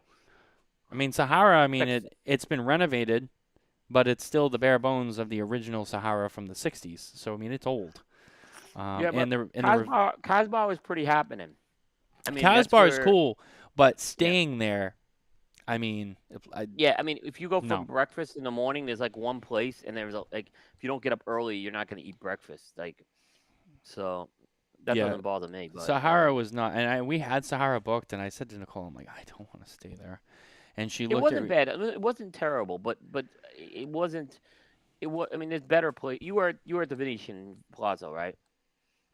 For this year? Yeah. No, we were at Treasure Island this year. Oh, Treasure Island's great. I've stayed at Treasure Island before. We did Treasure Island. Venetian last year. Okay. We did Resorts World for TPE, which we'll probably do again because I think they're also there. So Nicole brought up a good point. There's 3 partner hotels for TPE. It's Sahara, Resorts World, and I forget what the other one is. Sahara, Resorts World, and Westgate. Probably Westgate. Yeah. I would do Westgate. Resorts World again. Yeah, Resorts where I went. That's where the CLE party was at. Right. We're 8 lounges. Yeah, the 8 lounge. That's a great. By the way, that's a great lounge. A little loud with the music is my only complaint, but. Oh no, it's Virgin. I'm sorry. The third one's Virgin Hotel, but that's kind of out of the way. That's all the way down on the other end of the strip. Yeah. So I mean, I don't know how many people are actually going to want to stay there because that's out of the way. Yeah, I mean the other option they have is MGM and Mandalay. They have convention centers. I heard We've had Mandalay. our IBM ones at both of those. Yeah. I heard Mandalay was. I don't know if it's actually like strongly considered, but I heard Mandalay was mentioned. Yeah, Mandalay. We've had our IBM one there when I was with IBM. Mm-hmm. It's big enough to hold us for sure. So I mean, in terms of where the trade show will be in the future, that's kind of the discussion right now, and that's what we got out of. Coop and I were at the PCA press conference on Monday morning, and that's kind of the discussion that we got out of that. So that kind of covers that topic. There was a long discussion on this, which irked me, but how much time we spent talking about 2024 when it's 2022, but okay. Yeah, I mean, but in defense of that, I can understand how like some people's argument is like, yeah, but we need to kind of figure out what's going to happen because these things do take time. Yeah, I mean, but there was I get it, but some of the questions being asked were like that we don't need that wasn't important enough for today. Yeah. Sorry, half wheel. Just didn't think they were valid. I'm not saying this is a negative tone, but it was Patrick and Charlie who kept asking the questions. I mean, they do a good job, but I didn't agree. I was like, can we get to the 20? That's why I kind of pulled it back and asked my question. Like, can we talk about 2022? Because like we were like already more than halfway through this thing, and we hadn't talked anything about 2022. The only other thing I brought up on Thursday night that and my disclaimer before I say this too is this, and I said this to John, and I was like, and Greg Zimmerman was watching too, and I go, this is more of a me problem because of how poorly my show went. So and I'm not even attacking anyone. And I said, I go, Coop's gonna shoot me if he doesn't hear my disclaimer because he's gonna be like, what are you talking about? I am very happy that PCA had a press conference. I know it's something that you guys have been wanting, but what I will say is and again, I think it more so because of just I was already so behind. I was like, why are we doing this Monday morning during the early hour when I could be using this hour to play catch up from my already behind schedule? Why couldn't we do this at a better time than losing that early hour, especially the early hour when it's not so busy yet and I can grab the busy booths before everyone comes in? I was like, oh, that's going to put me behind. Like, I'd almost rather do it on Tuesday on like or I don't know, another time. 9 o'clock. I would just go 9 o'clock an hour earlier with it.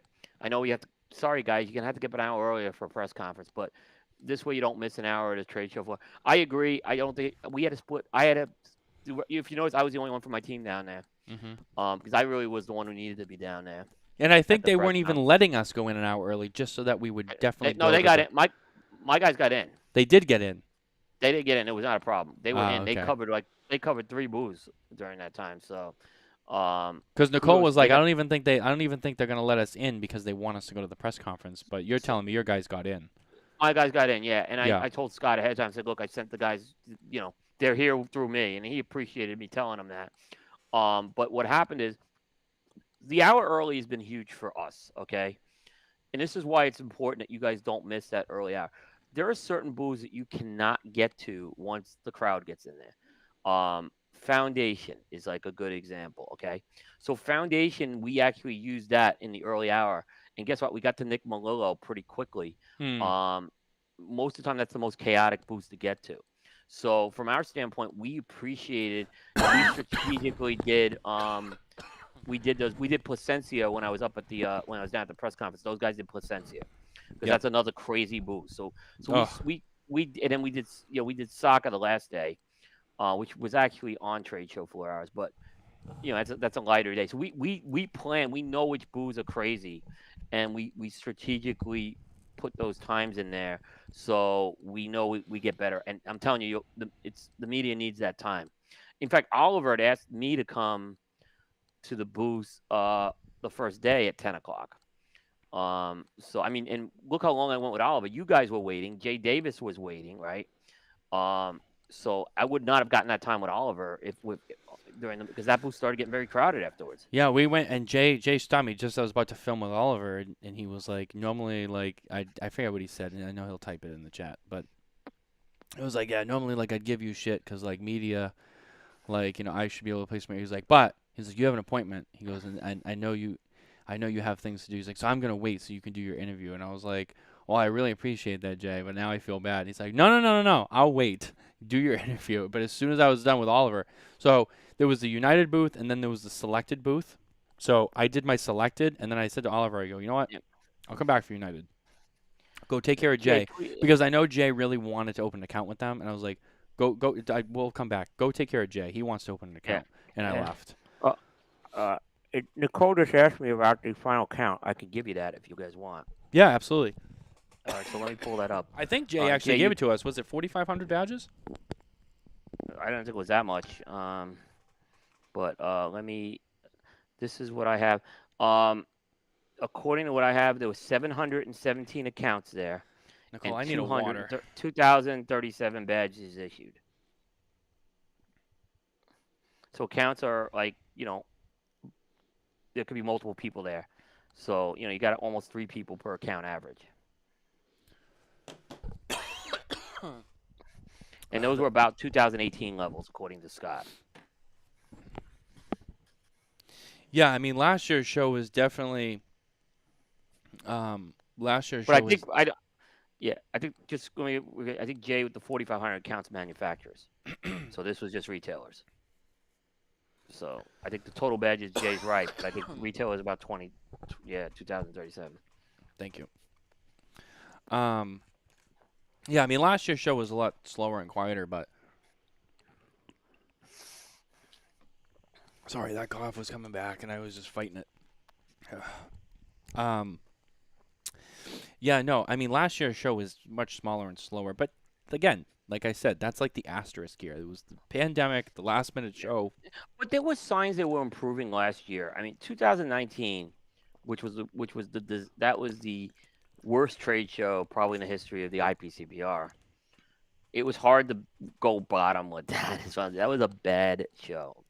And we beaten that one to death. And I think last year we saw some signs that things were turning, but it was an asterisk year. There were things the PC had no control. They were very short staffed. And clearly this year I gave them. We'll go through our grade. You want to go through some grades at some point because I graded this. You know what? Them. Yeah, let's do it. Yeah, I gave them a B, a solid B, which last year was probably like a C minus, but this one's a B, and 19 was an F. So B's very good. A B's a very good score here. There's some other things that I think they can improve on, but for the most part, this was a good trade show, and people were happy. So I think a B is where I put it. It was a good trade show. It wasn't a good one for me personally, but as a show, it was a good show. Yeah. It was busy. It was well organized. It was put together. There's always room for improvement, even in a really good show year. There's always room because you can always improve, But all things considered, it was a very good show. And look, as critical as it was about things like the PCA exclusives, they actually exceeded some of my expectations. I thought that PCA area they set up, great job by the PCA setting up that PCA area. Yeah, they get high marks for that. I know they tried to do it last year. They pulled through it. It looked great. It was a great area. It showcased some of these products. I could talk about the PCA exclusives not being great, but except for Maria Lucio was the best. Like everyone should follow Luciano how to do a PCA exclusive launch. But yeah, I thought it was, like I said, I thought that area was great. I just think these are the types of things that you can't rebuild this trade show overnight. It's going to take a few years, but it's trending. It's trending better. And I'm confident. I mean, I think people have more. If you had put a confidence survey, this year compared to 2019, the confidence grades are going to be through the roof right now. So Hmm. 2019 people were just like, this show is done. I mean, that's how bad it was. And then you had 2020 no show happen because of the pandemic. Right. So then going I into think that was the 20, best thing. I think that helped the PCA too, believe it or not. it gave them some 'Cause I think time. yeah, it gave them some time. So right before last year's show, it was like, oh man, this show is done, blah blah blah. You go into last year's show, it wasn't the best, but it wasn't the worst. So I think people were still like, nah, this show is not really doing too well. But again, I look at last year's show as like very Yeah. asterisk. Yeah. Because it wasn't all on PCA. I mean, there was a lot Yeah. of No, outside it factors. wasn't. It wasn't. This They year did it. was the year we've been saying this was the show that was going to tell us the direction that the show is going. And it was a good show. I think it's safe to say the show is going in a good direction as long as it stays Yeah. on the train tracks of where it is now. Yeah, yeah, I agree. I think, like I said, I think that, the little things like Greg Zimmerman's thank you email on social media, I think was huge. Yep. He even thanked the media in there, which I'm like we talked the last show. Media, I think it's a different story for media now. There, I feel, I was talking to a couple of guys who I encouraged some media guys. Look, you guys need to join the PCA next year, and here's why. Here's some of the things they're doing. Um, and even just like them sending the emails out with the media, we were contacted by companies we couldn't get in contact with for years. So it helped. We made some real progress with this. So I was very happy with that. And I think they are support. And look, they came around a few times asking how we're doing. I mean, this is very different. This is a very different trade. Do you need anything? I mean, this was the type of stuff that TP was doing a few years ago that we never saw out of the IPCBR. And now with this regime in there, I'm very happy. I can't wait to go back next year. So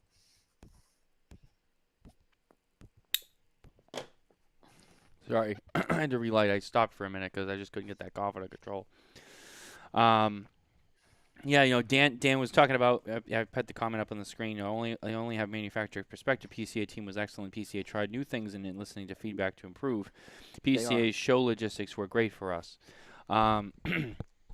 That's kind of the feeling I got from the manufacturers, and others, in the discussion was that the team at PCA really seemed focused on the needs and the wants of like what do we need to do.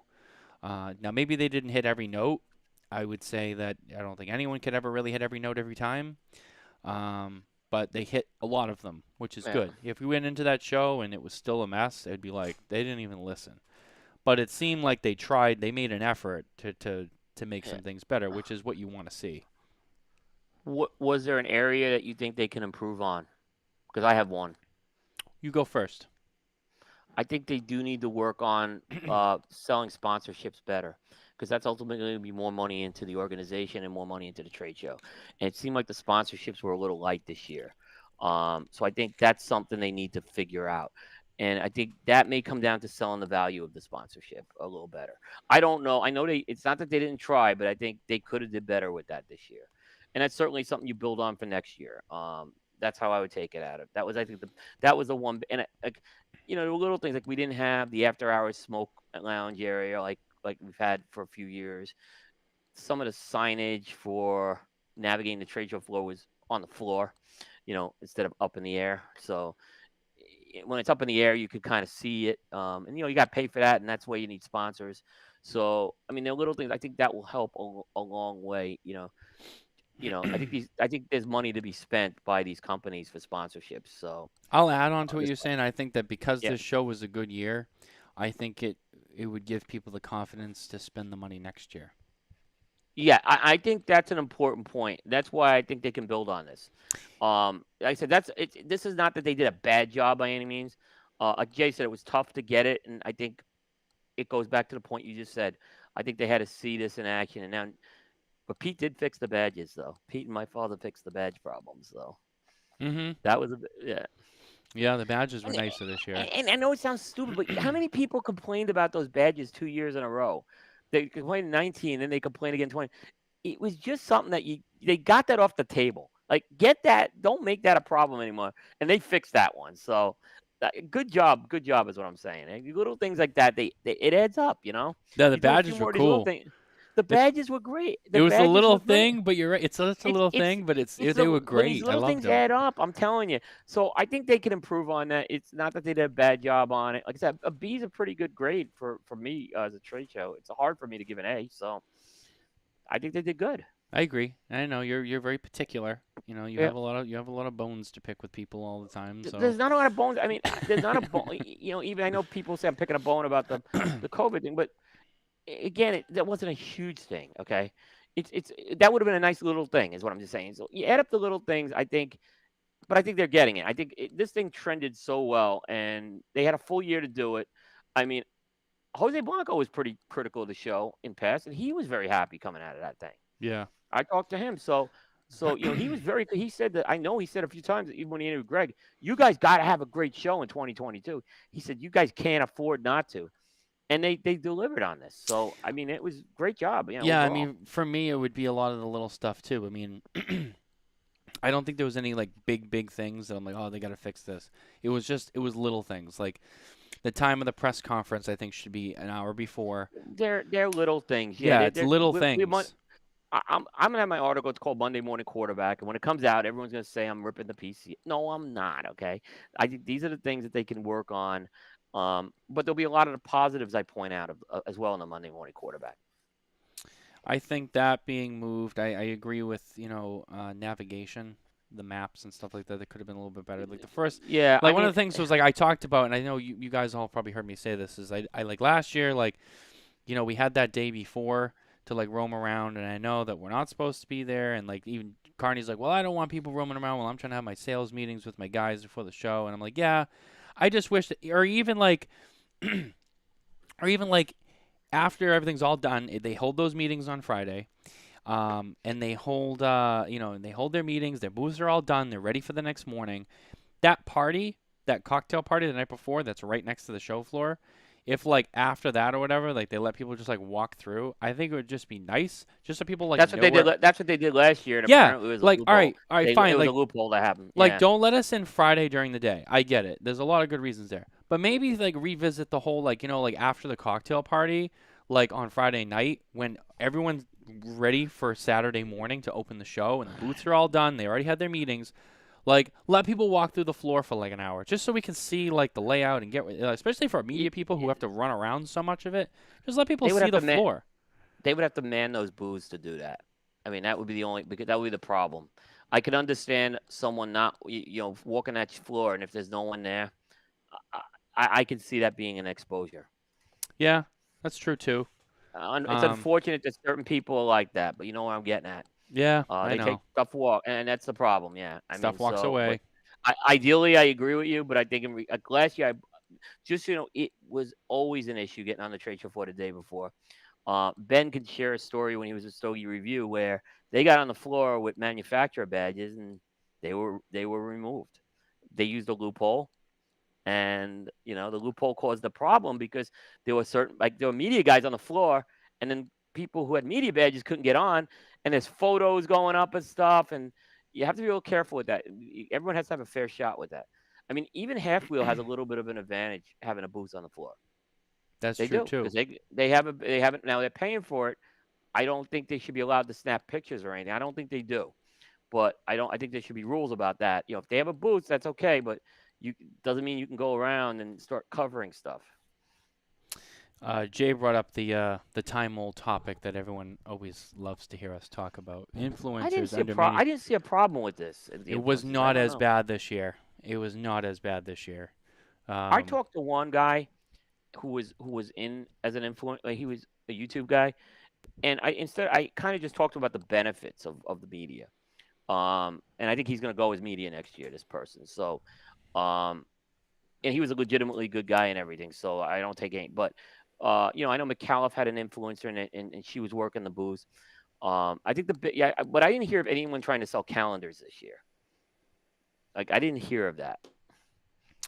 I didn't hear anyone complain that there were no major complaints that there was a bunch of them running around interrupting business like I did last year.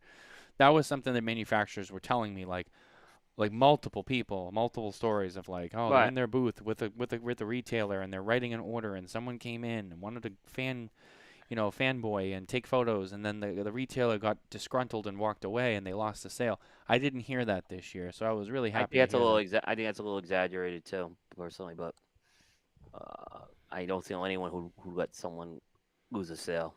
Well, I'm It's just just telling you what they told me. I'm just I reporting know, what I I know, I hear. know. But I they wasn't said there. that stuff. They said that stuff about us with the bloggers too.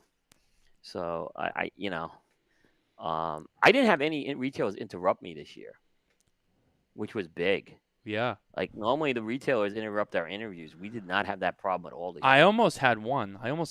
That that guy, who's that guy who owns that shop in Texas? Is it Blue Smoke of Dallas? He almost interrupted me one time, and I was like, no. Jay's like quasi media No, I already. I know. mean, Jay's like media already as far as I'm concerned. No, I He fucking love Jay. we love Jay. Jay's like, and he, yeah, what a guy. By the way, he's done a great job with the board. I hope he becomes the president of this organization someday. Jay Davis for president. Yeah, Jay David. Yeah, Jay was great. He covered that show floor better than the media did. I mean, I saw him everywhere. Like he was He fucking was. everywhere. He was doing He everything was smoking everywhere those else. Fuente. I saw him smoking. He got samples from Fuente. I mean, for what he spent, I don't blame. I totally understand that. So Nicole brought up we did have one issue. I was in the middle of my interview with Nick Perdomo, and this guy just walks right into the shot, stops, looks at the camera, like waits a second, and then just slowly walks away. And Nick gives him if you go to my Perdomo, which it's up now. You go to my Perdomo interview with Nick on my YouTube channel, and I'll have it on everywhere else later. But about halfway through, you'll see this guy in this bright yellow Versace shirt who just walk right in front of the camera, and he just stops, and he's like right there, and he just like looks around, and then Nick just, and we're in mid conversation, Nick just like drops the mic, and he's just like. You know how he is too. Just Yeah, 'cause giving him Nick's the always stink eye, like really. Yeah. It's He was great. more mad about it than I was. It was my video. Well, it's great seeing that too. I actually we have there's a role I have after I'm done with my note taking, and that is and Aaron Nielsen when he's done with firing. Our goal is to surround the left and the right side of the interview, to block people. So and that's an advantage when you go to a 4-man team. That's a very important thing. So we didn't have that problem as long as we were there. Well, if you have all of your 4-man team together. Well, I'm just saying, when you go to a 4-man team, that should be a role you have. It will make a big difference, especially because island interviews are very tough, and sometimes you do have to go out into the aisle to do it. So, and you don't want to block the whole aisle, so it does help with that. Yeah, I mean Nicole does the best she can, but she's one person, so it's Nicole hard. does, yeah, you can't do it with two, especially in an Bear aisle. Bear and I had an issue when Lou Liga knocked over my camera one year. So. Oh. Yeah, well, I so haven't had anyone. regard. I haven't had anyone knock the camera. I've had a couple of Yeah, people like yeah. walk into the shot, but Yeah. the guy at Perdomo was the worst though, because he went right in front of the camera and then he stood there. Some people they walk in, they go, oh, and they pull out, and that's not Yeah. as bad. This guy just walked in, stood there for like a solid 5 seconds, and I'm like, come on, guy, what the fuck? Right. And he didn't But even what's care. He didn't apologize. He just was Yeah. like, oh, all right, whatever. Yeah, I'm like, yeah. Hello. Yeah. It was beautiful to see Nick doing all the interviews with the media guys. A lot of people I think were intimidated for many years going to the Perdomo booth. And once people start, I think I was one of the first media guys to go there with Half Wheel. And I remember my first year I go there, I could have been treated better. I was treated great. And now, you just see and he loves doing it. He is very friendly to the media. He's as friendly as anyone I've seen to the media. You know, it's funny. Nicole brought up a good one too. We were at Casada, and I was doing with Raquel, and we were right in front of the 75th, right? And so her dad is sitting at the table, and Manuel Casada, and he's sitting there with each other. He gets up, and I don't know if he just wasn't aware, or if I don't know what he came towards us, and Raquel's in the middle of talking, and she just goes like this with her arm and just pushes him right into his chest, pushes him back, nope. And he's like, oh, and he like stopped, and he like, and he's like, oh, and she like just strong armed him right out of the shot. Right. All right. I It can was see kind of that. funny. Yeah. And then he started laughing. He's like, oh shit, I didn't know. Yeah. I don't know if he thought like, I don't know if he like, I think he knew we were filming, but I don't know if he thought like we didn't have handheld mics or whatever, so he could kind of like walk in and say hello. But she just pushed Right. him right out. Like, nope, stay out. Which in that one it would have been fine if he comes over there. Yeah, and I think that's what I think that's what he thought. I was like, I think Yeah, maybe he's like, right. oh, I'm gonna pop in and just say hello, like, and Yeah, make right. an appearance. But she was just like, nope, get out. And I was like, oh. So he another great company, by the way. We've been working with them for a while. And by the way, the cigars they've been producing the last couple of years have been as good as any in the industry. I know we're really excited about the Casa Magna, Connecticut. That was on a lot of our lists, and 2 guys had it number 1 cigar to look forward to. So we're very excited about. They've been. I know Manuel a long time. My son's actually one of the few guys Manuel's met. I always forget to mention my son. Manuel would come to Charlotte to do events, and he needed a ride to the airport. And my son was working in a cigar shop at the time, so they told my son, "Can you drive Manolo to the airport?" And he's like, "Absolutely, I'd be honored, right?" And he goes, "What time you need to be picked up?" He goes, like 4:30 in the morning, and my son just like had a heart attack, right? And he stayed up all night to pick him up because he didn't want to oversleep. I let him take my car so Manolo can smoke in it, right? I let him take the Lexus, so which is rare. And he always asks about my son every year, Manuel. So he's just such a gentleman. So I'm glad you got to interview them. I think they're a good company to get to know, for sure. Oh yeah, absolutely. I mean, Yeah. that's another name that's pretty synonymous in the industry that a lot of people know.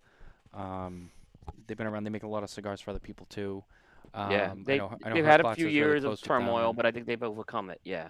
yeah, I mean, I'm really excited to watch them continue to kind of build on that. Another one. You want to talk about a brand that's kind of moving in the right direction. Gurkha.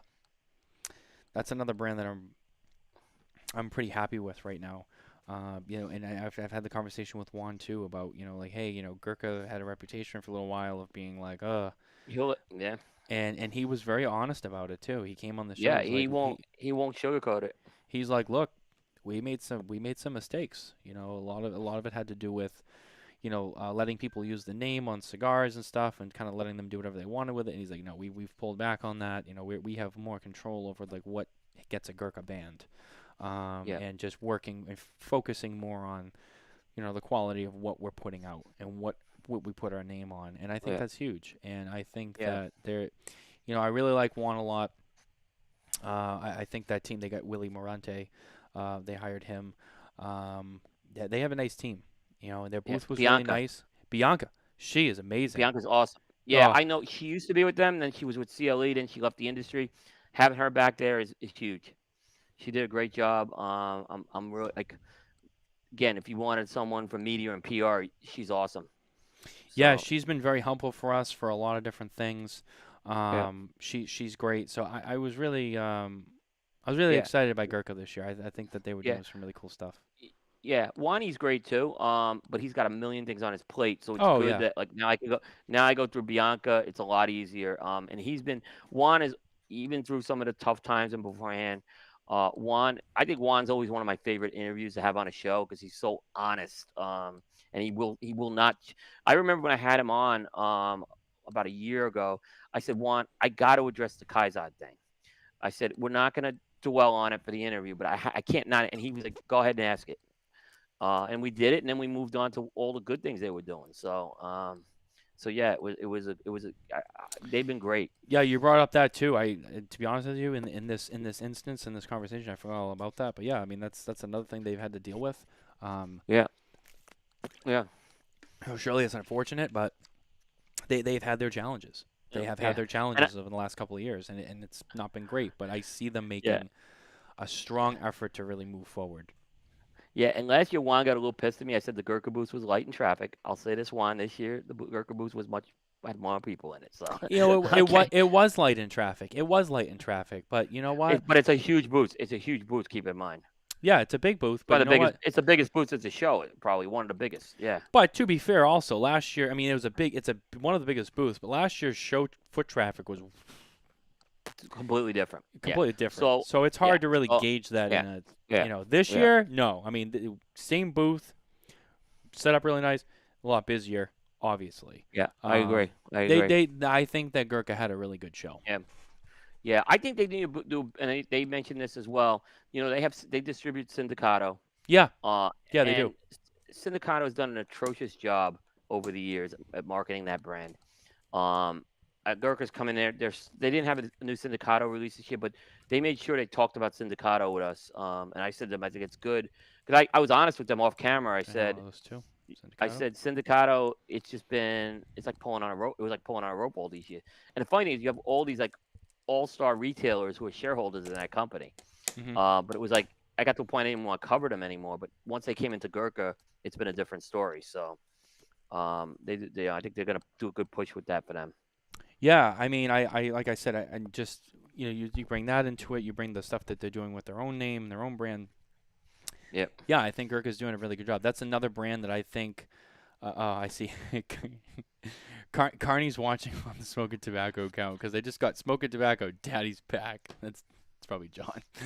Did that happen? So did that happen? The big Daddy's back. Thing? Unfortunately, no, we didn't get to shoot that. I'm disappointed, but it's okay. Did Lito get a shirt? He did get it. He did get it. I hand delivered it to them. I was so sad about that. You know what, too? I even texted Jared and I was like, "Hey, do you have the belt? Because I'll have Carney like carry the belt." And he was like, "Ah." Oh. He's like, "Yeah." He's like, "You can borrow the belt. We never got to." And he texted me. He's like, "Hey, that belt's available." I'm like, I don't think we can shoot it." I was disappointed, but I mean, yeah, it's okay. Yeah. We'll do something else with them in the future. I mean, yeah, it was good. It was good to see them back. I mean, I think of all the companies that were outside the big four that weren't there this year, last year, they were the most missed for sure. I mean, I remember Pete Johnson saying, "Hey, if you want booth space with me, I'll give you booth space." He's like, yeah. I'm reading.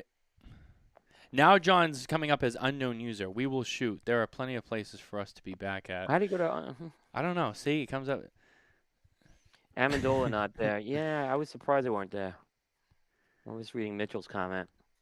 Yeah, no. Mitchell's comment was interesting, and we talked, and I had Jeff on the show, beginning of June, I think. We talked about it, and he said they were gonna come to the show, and then they had some setbacks, and they said, I don't think we can make it. And then I talked to him, and I was like, you can still come, and even like Herklotz, he came with no product even to have on display, and it was like, okay, yeah, and they were like, we'll think about it. I think, maybe we'll try to go, and then they didn't go, and I get it too, because I know they had some issues, and they're still relatively small. But yeah, I was disappointed because I love those guys a lot, and I would miss them. I miss them at that show. I wish they were there. AJ Fernandez. I assume this is still John based on what's being written. I was surprised Amendola wasn't either. AJ Fernandez was the biggest surprise for me. Was a surprise, but it was like I think a lot of people were disappointed he wasn't there. Yeah. I mean, he was missed. And he had a big launch this year with the New World El Dorado, which they launched that right in the middle of the show, which I thought was a little unusual. But I hope they're back because Frankie and AJ and that crew, they're a great crew. They've supported us over the years. So love Frankie, by the way. So he's been nothing but great to us. So Mike, what's Don up, buddy? Williams. Sorry, I didn't mean to Mike, cut you off. Mike's with us finally. Better late than never, Mike, but it's okay. You always watch the replay. You can always watch the replay. Carney said disappointment is a better description. I think that's. Yeah, I think it was disappointing. I think whatever the reason. I don't know what the reasons were. I didn't ask them. It's their business. All I do is I'll report if they're there or not. And that's if they want to talk more about that. That's their call. Well, talking about people not being there, we'll talk about the elephant in the room because this came up at the press conference as well, and I guess we can share some opinions on it. So, and Jay, who is with us, can speak to this too, and he was also speaking on the board at the press conference, and he's at the PCA. So, I'll do the quick rundown first, Coop, and then we can kind of pull it apart. So, in regards to the big four, the consensus that we got. There's been dialogue with some of them, some nice dialogue, although nothing's like a sure shot coming back. But there's been some nice dialogue with some of them. We were told specifically when it came to Oding or Davidoff, it's silence, nothing, dead air. Davidoff was there though. They were all there. Alberto was there from night. I mean, yeah, they were all there. They were all there. Like someone more visible than Ryan Gallimore from Drew Estate was there. Tom from Drew Estate was there.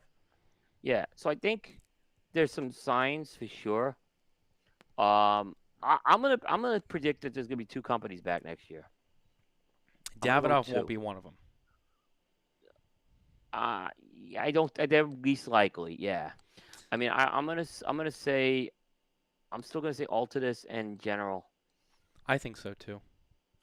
I'm not sure about Drew Estate because I think they've done a lot of changes to their whole model at this point, and I don't know if they're going to be ready to rip it all out for 2023. So Jay has just thrown this into the hat. Lots of dialogue with all of them, less with Davidoff. All 4 are paying their dues. So is that? I mean, they all are. Again, I thought it was the whole Room 101 thing was a weird situation. Clearly, they used a Trojan horse. I know they weren't taking orders for those products, but they were showcasing those products. And by the way, I don't think they broke any rule. They own Room 101, so they're certainly entitled to do that. So I'm not saying they did anything, but they used the Trojan horse and to do that. So 2 things. I'm going to address this one first. Mitchell saw Class. So one thing about Class you got to remember is that the Kellners are no longer with Davidoff. So them being there has nothing to do with Davidoff. But I think they're associate members, so I think they could still come. Right. So associate members could be people on the factory end of things and stuff. So yeah. Yeah, they can still. They have other things. They weren't there at all. Doing. Davidoff though. Yeah. I wouldn't read anything that they're separated from Davidoff. Yeah, they have other things to work. So like they did Red Anchor for United. Yep. So they have their other projects that they're doing. But they were not there as Davidoff. Yeah. They did. Yeah. In regards to sorry, Coop, what were we saying right before that? There was something I was going to bring up that you said. I'm sorry, I interrupted you. I don't remember. No, I interrupted you, but that's okay. There was something I was going to say. I completely lost it now because I was like, there's 2 things. I was like, I'm going to hit this first because the comments are fresh. Oh, Mike, Nicole is doing much better now. Most of the week, not so great by far, but she's doing a lot better today. If you sponsor media outlets and pay your dues, you are there. Creative, but still there. Proxy attendance. Yeah, but to a retailer, they can't place an order. I mean, I agree with John on that. The only thing is, from our point, yeah, I get that. Like I said, they were all there at one point or another this year. I didn't recognize who was there from Altus, but I did see someone from Altus, I believe. Yeah, they had people there. Yeah, in regards to General, it was it was definitely an interesting situation for them. They chose to showcase, even though it's not Matt's cigar, he worked on the Sancho Panza and the Los Taros Deluxe. I know he worked on those, just so you know. He worked on them. Yeah. They're not his brands, but they still chose to be like, all right, well, they could have said, don't show that. That has nothing to do. You designed it, but that's not yours. They chose to be like, all right, well, Matt Booth is going, and now we own that brand. Let's showcase the stuff he worked on that's outside of Room 101. My feeling on this, do you think that they thought, well, let's let Matt go. Let's send some people out to the booth. Justin Andrews was there. Chris Carr, Sean Hardiman. Let's showcase the stuff he worked on that's not Room 101. Do you think maybe that situation with the Room 101 booth, do you think that was maybe like a little like putting the toe in the water. Like, well, let's just kind of see what Oh, this it was. does. It was. They used it, like I said, Trojan horse. They used. Yeah, Yeah. I think it was. Now the four guys from STG were literally they were not working. I gave them a little crap about it, but they, in fairness, they were not. They were letting Matt. I said, Matt's doing all the work. You guys are sitting around. I said, Justin, go get this guy a cup of coffee or something, right?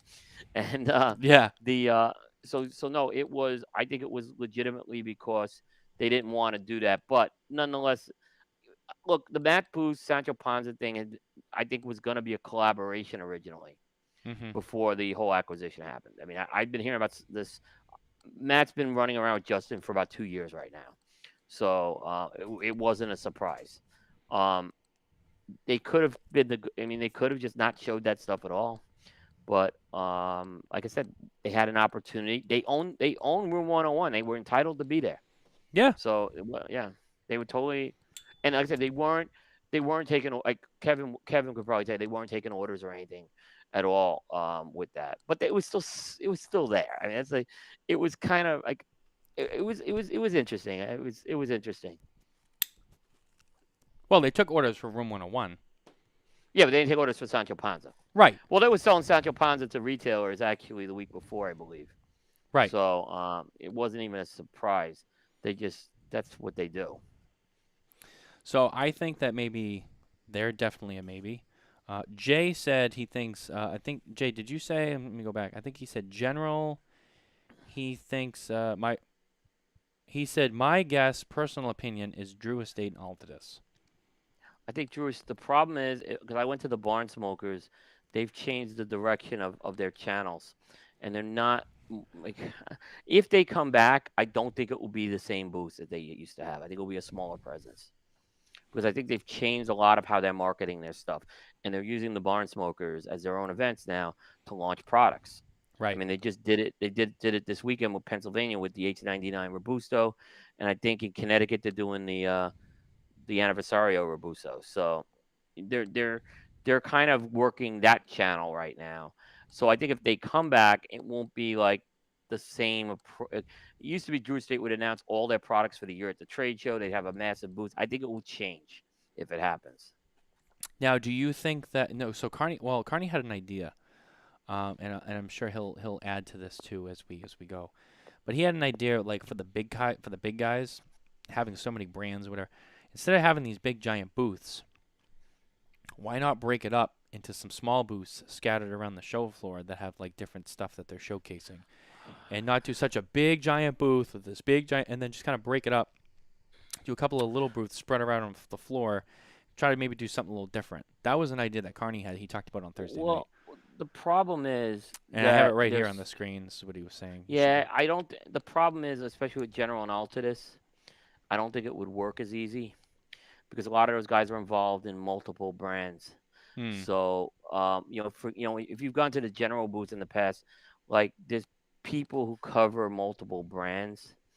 Um, so I think it'll be tougher if you scattered them all around. You mean in terms of the reps who have accounts with people who carry them? Yeah. I mean, I could see maybe General and Ford's having separate booths. That would work. That's possible. But yeah, I mean, you're gonna have your Ford's rep one. I mean, let's say General, he's got to go Heber, then he's got to go over to CAO, McAnoo. I think it would be tough to do that. Um, Drew Estate kind of does it at the Barn Smokers. They have different activation stations per brand, so maybe it would work for them. Like you have one for Liga, one for Undercrown. Right, Willie Herrera is Herrera Esteli. Pedro's Undercrown, right? So, they maybe it would work, but I don't see them. That's not what Drew Estate is. I don't see them breaking it apart. I mean, it's an interesting idea. I just think for the reps, it would be very hard to do that. Yeah, I mean, I think that there's maybe something there. I think it would, and Mitchell, that sounds like a logistical nightmare. I think that he may be onto something. Maybe not exactly that, but he could be onto something. Yeah, I don't want to dismiss it because I think there's probably some benefits. Any ideas that people have to get them back at the show are definitely welcome because it's better. Yeah, I mean, these brands being missed. I mean, I've talked about, you can list those brands out. It's not the same show without Macanudo, Liga Privada, Davidoff.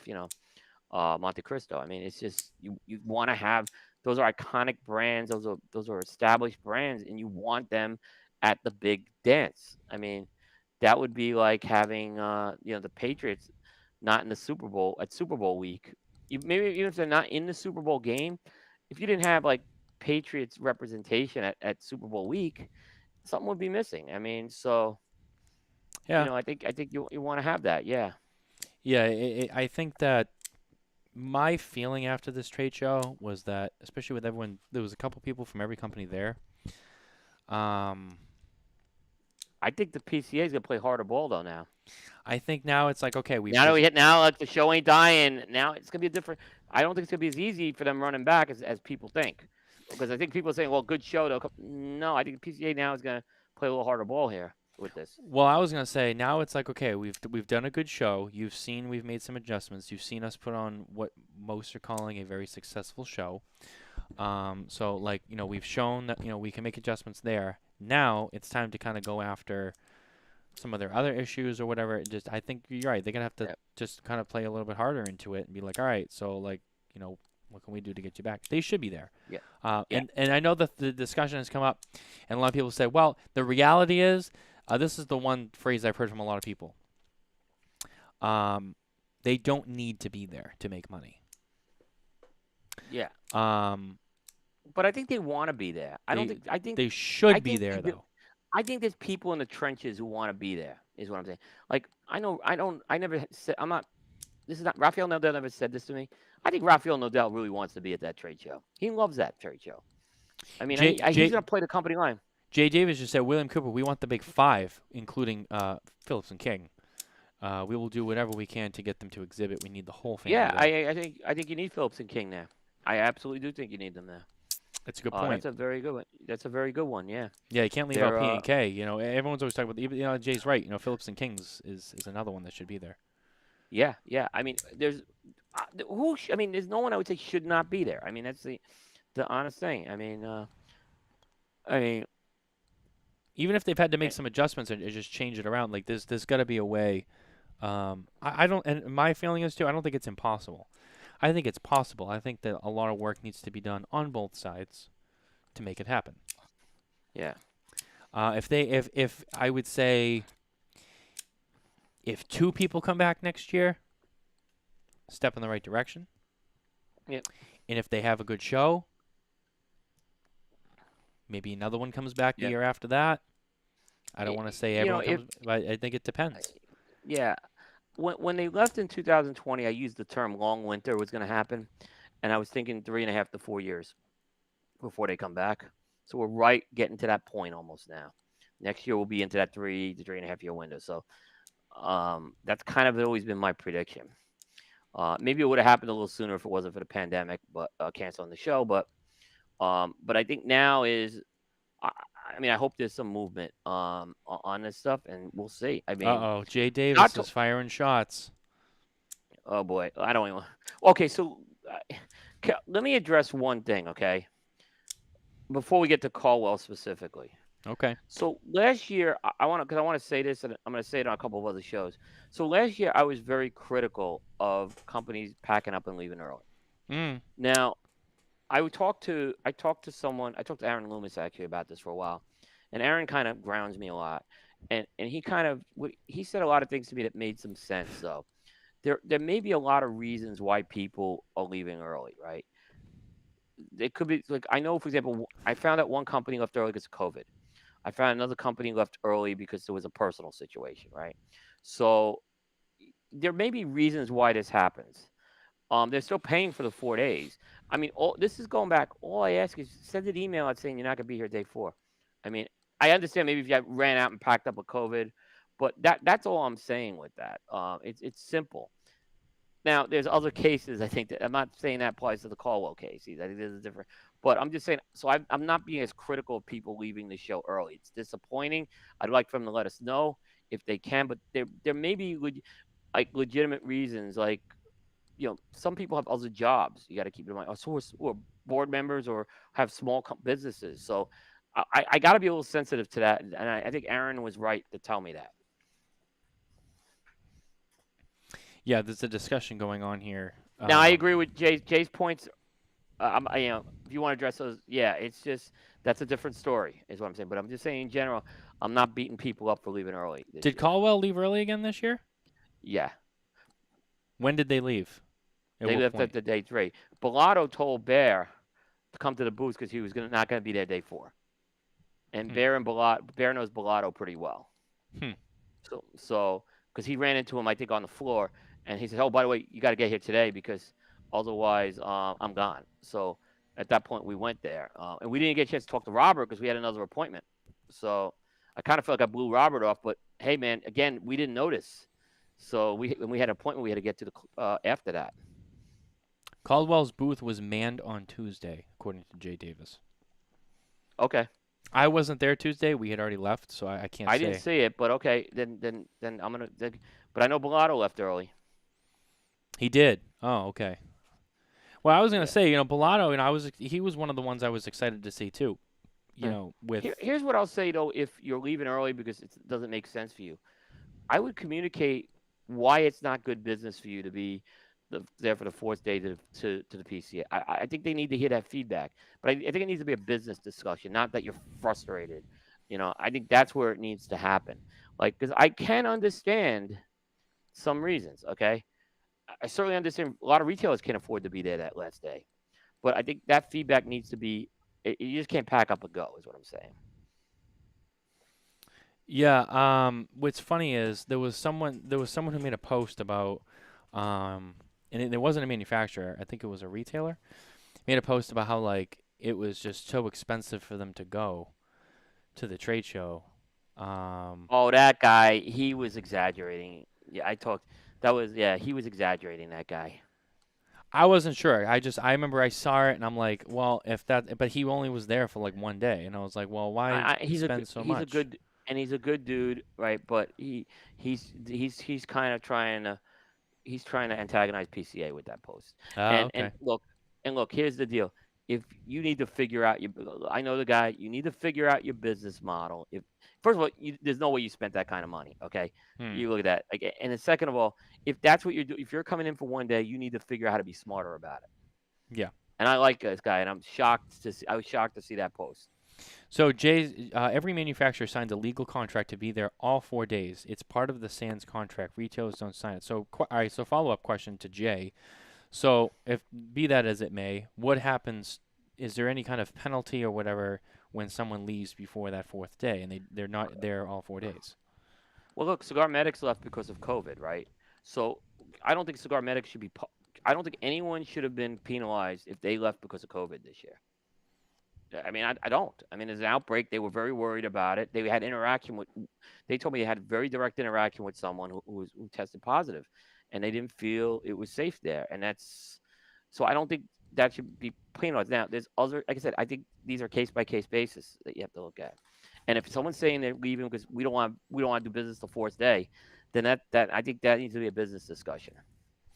Oh yeah, and like I said, I was just curious. Booth was manned, so they met the requirement. Yeah.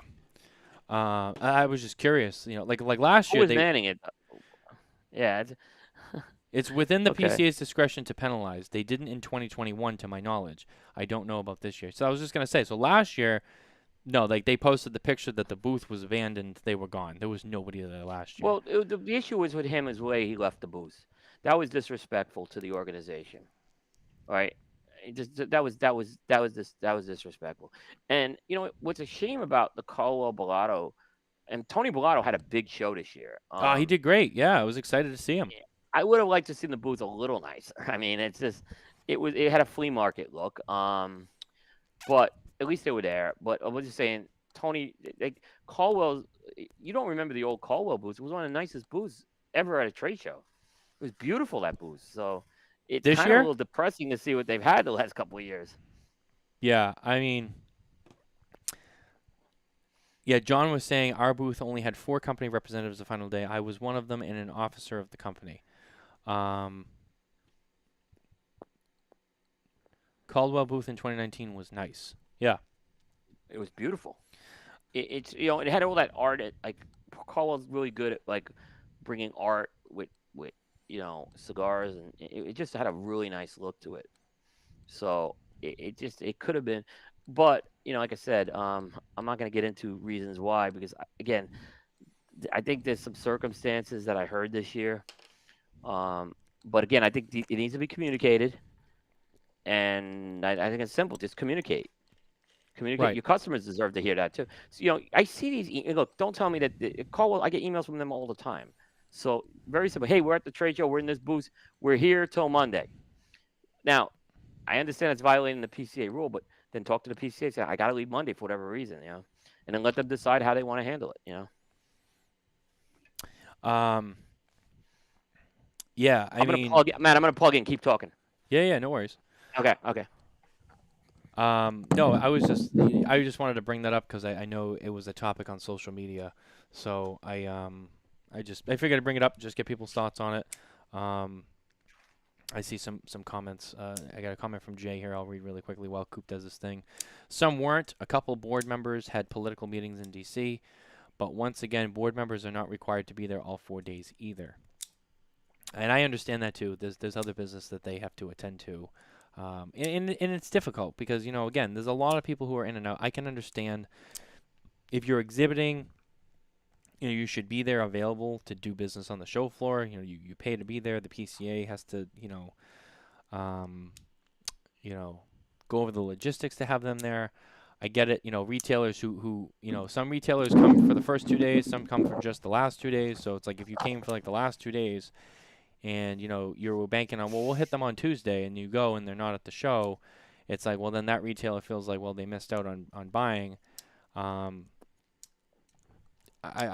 mean, but again, like Coop's right. I mean, some people have certain reasons why they can't be there. I mean, if you blatantly just abandon the show, like I guess that's one issue. But I mean, if something comes up, something comes up. I mean, it happened to us. I mean, it happened to Cigar Medics. I mean, shit happens. Yeah, I mean, I had one of my guys had a medical emergency. He had to get there late. I'm just saying, there's reasons why things happen. And I just want. But again, I think this is more of a case by case basis, and I think these are things that is like Robert. He went off and popped off on social media. I would have had a conversation first with someone beforehand. Yeah, no, I know. I mean, and these things happen, and this is the second year that it's come up, but. I think it was different than last year. I think last year was definitely different than whatever happened this year. There was the way that booth was left last year was a problem. But I saw some people packing the booths up early, which is a problem. We had one issue where we came by to interview them, but they pulled the product back out for us. Yeah. So they were very good about that. But So one last thing I wanted to bring up tonight, just kind of a break from the PCA stuff. It was another big news item. Sorry, it's just that I'm fighting that cough back. One thing that came up outside of the trade show that happened this week was there's two things, I guess. Really, I can't forget about this. Those two. We'll touch on both of them, I guess. The first thing happened before the show. The second thing happened kind of like in the middle of the show. Obviously, the big thing before the show was the FDA ruling. I mean, that was huge. I mean, that's a big deal. Yeah, I would be a little careful about celebrating. It could go to. We don't know what the judge is going to say, and we don't know what the appeal is. But it's still a big victory. I just I wouldn't have popped the champagne cork just yet, or put fireworks up yet. But it was a big day for the cigar industry, no question about it. But yeah. I always get nervous about this. If this goes back to appeal, you never know what can happen. Yeah, I mean, talking to some of the people that kind of focus on this a lot, the general consensus was like, hey, I don't think the FDA is going to fight back on this too hard because they've already said that this is their lowest priority and this and that, and be that as it may. Coop's right. There is always that small chance that, they decide, well, you know what, we are going to go after it. If Durbin gets the right people, that's what scares me about some of this stuff. But yeah, but I hear that too. I think they're going to pick their battles on flavors and nicotine. So I think you're going to see the focus more on that. Instead of just going after the whole. Yeah, I think they're going to go for those. Yeah. Which is still important too. Yeah. They're still important, but it's definitely still keep your eye on it. But I think you're right. It's still, regardless, it's still a big win. It's a developing story still. But big news. But I tell you what, hearing Carlito talk, how do you not love this guy? Like him and Rocky were just very passionate about this whole thing, and they were like, they told us we can't win, and we did, and they were emphatic about that. And they should be. And it should be, yeah. They should be. I know, Rocky's been in the courtroom, with these people too. And not, if you didn't know, Rocky's first claim to fame, or his first trade, he was a lawyer. I mean, he's not one of these lifelong cigar makers. He's a lawyer. I mean, that's what he does. Yeah, but Carlito went over to Rocky's booth, and he did a little speech there on the end of day 3, and he gave Rocky a lot of credit with that, and that's why I think he did it over in the Rocky booth. Oh yeah. Yeah. They definitely deserve that. While staying on Carlito and Law, the other thing that happened in the middle of the week was the announcement that General was now going to, I guess, countersue Arturo Fuente over the X on the CAO box. Yeah. Which is we talked a little bit about on Thursday night. John actually brought it up, and you know what, you can't blame the Fuentes for trying to protect their brand image. I mean, this is something we've talked about on the show and other shows, and you guys have talked about.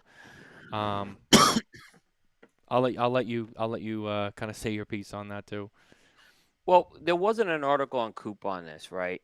For the reason is the press release from General was pretty one-sided, and I didn't feel I had the whole Fuente story to go with that, and I'm not sure what information they'll give us on that.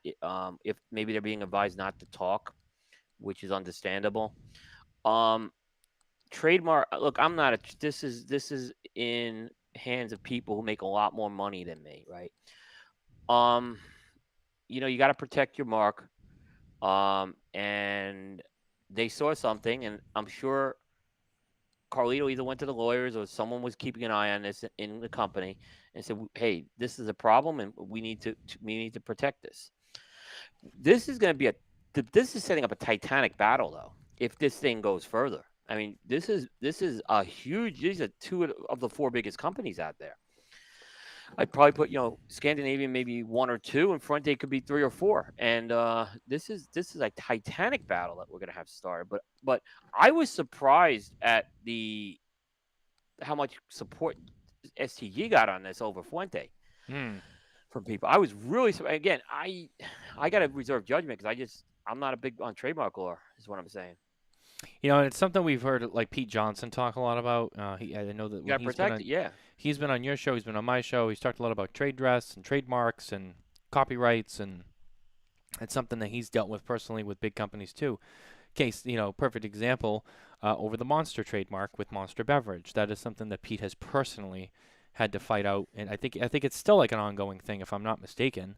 He holds the trademark for Monster in the cigar industry, and they hold it, and then they tried to come after him for using green associated with Monster, and so he I know he's talked a lot about this too, and it's something that happens all the time in any business, really. I mean, there's always companies trying to sue each other for the things that they feel were being copied or used or whatever. So yeah. I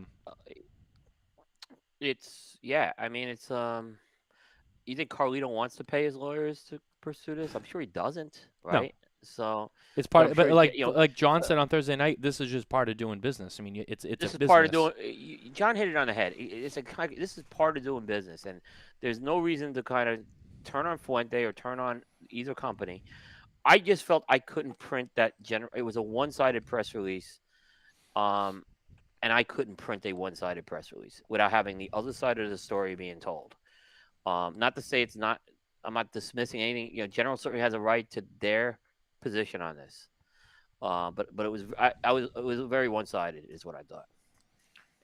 And I think Jay said there was some comments on. I didn't read half of it. I'm sorry. Jay said Fuente sent cease and desist letters. General filed suit. They escalated it. Yeah. So, I will say this is different than CX2 and MX2, but I will say it looks different. Like Carney said, it's a big X right on the box. On this morning on KMA, Abe had issue actually with this. He was going to do something, I think, with X3 or something, and uh, he was advised not to do it by the, like by Fuente. So that's their deal. I mean, they fought Opus. They fought Opus on this whole thing. I mean, we're talking Opus. This is much bigger than anyone. This is much bigger than Scandinavia. So they fought and won. So I mean, the thing you got to remember too is I know a lot of people probably come after. I mean, we've heard a lot of stories of not anything on this scale, but there's been companies who have sent cease and desist, or even just a simple phone call because someone was trying to use a name and this and that, or people rip off like Vitolas that are not trademark, and we hear a lot of that stuff. But something like this, I mean, this is definitely like a bigger deal than a lot of those. But you're also talking about a brand who's literally called Opus X, and it's probably one of the most popular brands within the industry. And Fuente is a big company, and they've had a lot of time that they've spent protecting that, you know, that aura of that whole X factor, right? For lack of a better term, I guess. Um, that's a big deal, and obviously they're going to protect that. I mean, that's like the crown jewel of that company. That's a very synonymous name. Anyone who, I've heard some stories where there was people using some X style things. It wasn't a direct X, but they had that kind of thing. And Fuente said, "Hey, like we don't really like that because it looks like an X on the band." From some smaller manufacturers I've talked to, they didn't appreciate it. But at the same time, like me, Carney, we're talking about this on Thursday. But I get it though; they have to do that. this is They part of doing. have to do it. John is 1,000% on the money with this. This is part of doing business. And all we could do is, if you like their products and you like the people behind them, just continue to smoke and enjoy their products. But sometimes these things are going to happen. I remember the whole battle with Scott Weeks of Recluse and Kirk Kendall of 724, and it was over the Spider. I Mm-hmm. hated the fact that they were fighting over that, but I like both those guys, and I'll still support those guys 100%. Oh But yeah. I wish I could have sat down and mediated the whole thing. I hated that it happened, but I understood that that was part of doing business. It doesn't affect how I'm doing business with them. Was it Mitchell So, who actually just said it? Oh no, it was Jay.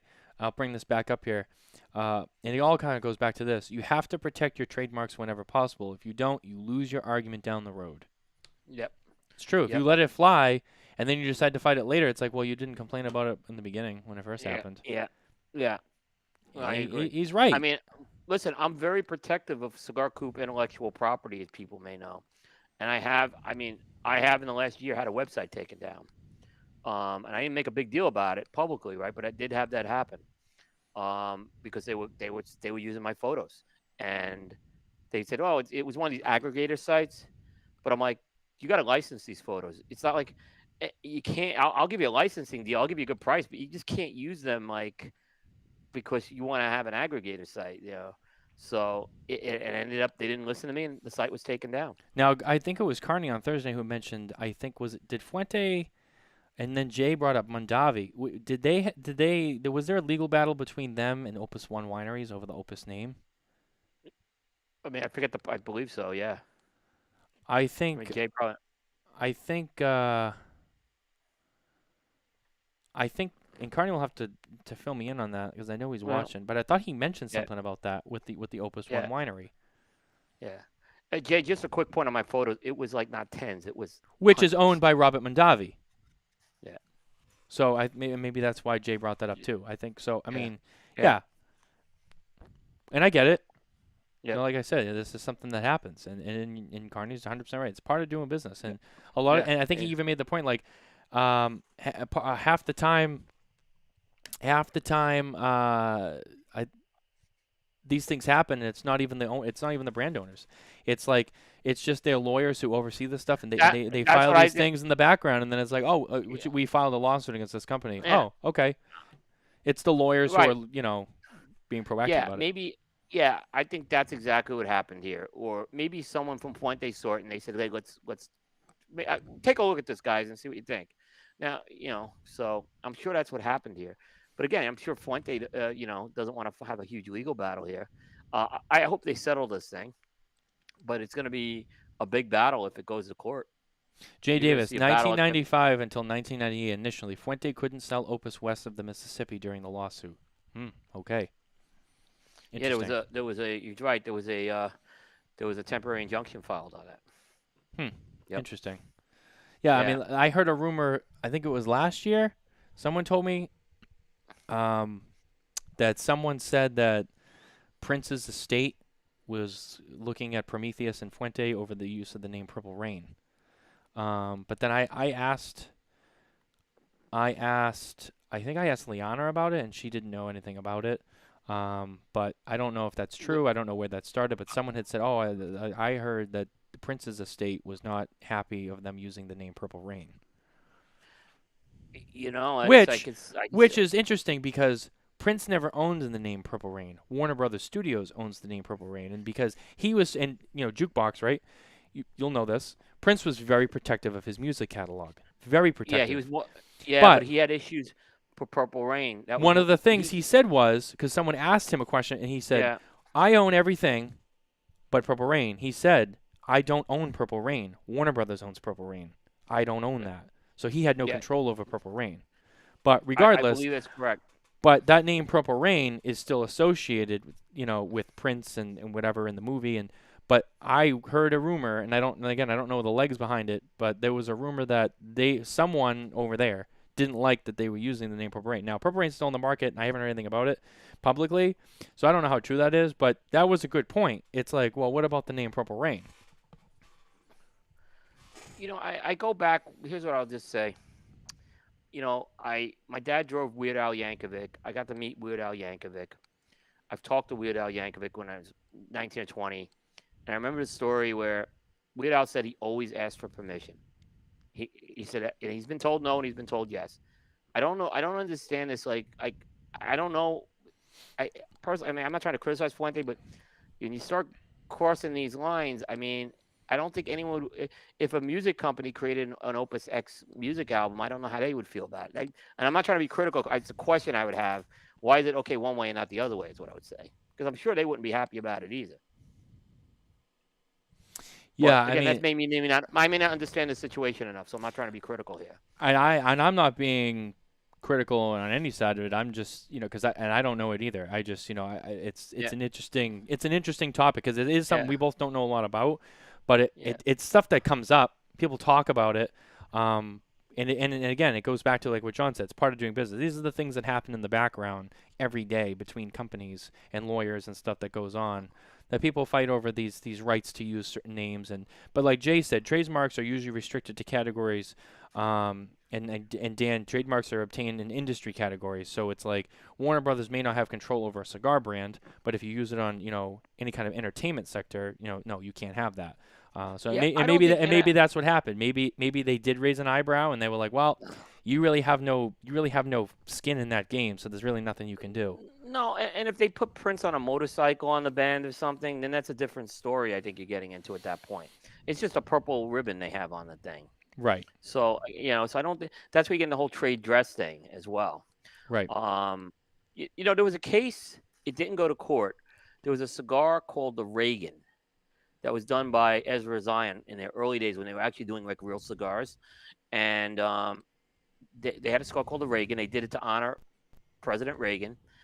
They were contacted by the Reagan estate, and they were asked to remove the name, and they removed it. I don't think it went to court, but they did remove it they requested. They just didn't want the name on a cigar, and Ezra Zion honored it, and they did pull it off. But so it is interesting. It was interesting when that happened, but I don't think that's a trademark issue though. I think that was more of a request. I don't know if they could have done much. And there's been smaller issues that we've heard in the industry, even recently, where someone is trying to do one thing with their names or whatever, and someone makes a phone call being like, hey, like, can you not use it, whatever, and then it gets taken down, but nothing legal is filed. Yep. And it happens. It's part of doing business. Yep. Yeah. So I hope it doesn't go to court. I hope they could just settle this thing and move on. But John said it. It's part of doing business, guys. This happens all the time. It does. It happens every day. Well, Coop, we are getting to the almost the 3-hour mark. We are getting into my territory. You're getting into your territory, so we're definitely staying on point with Cigar Coop. I think it's a good place to wrap up. we covered a lot here. I mean, and I'm sure there'll still be some more on the next show too, because there's a lot to unpack here, as you know. But I wanted to break it up at the end there, kind of get away from the PCA show, so it's not too dry. But Yep. But Coop, I appreciate you being here with me tonight once again. No, thanks. It was a lot of fun. I appreciate everyone being here and watching and listening. Don't forget to like and subscribe wherever you can get your podcasts. We are there, as well as on our YouTube channel. Also visit smokingtobacco.com for more news and updates from the industry, as well as all of our 2022 PCA coverage. We really appreciate that. Sign up for our newsletter. We have a Drew Estate giveaway going on right now. I'll bring this up really quick. 2 lucky winners are going to be winning a Drew Estate pack of a bunch of swag, as well as 2 Undercrown 10 cigars, our 2021 cigar of the year from Drew Estate. I learned how to do this the other day. Hold on one second.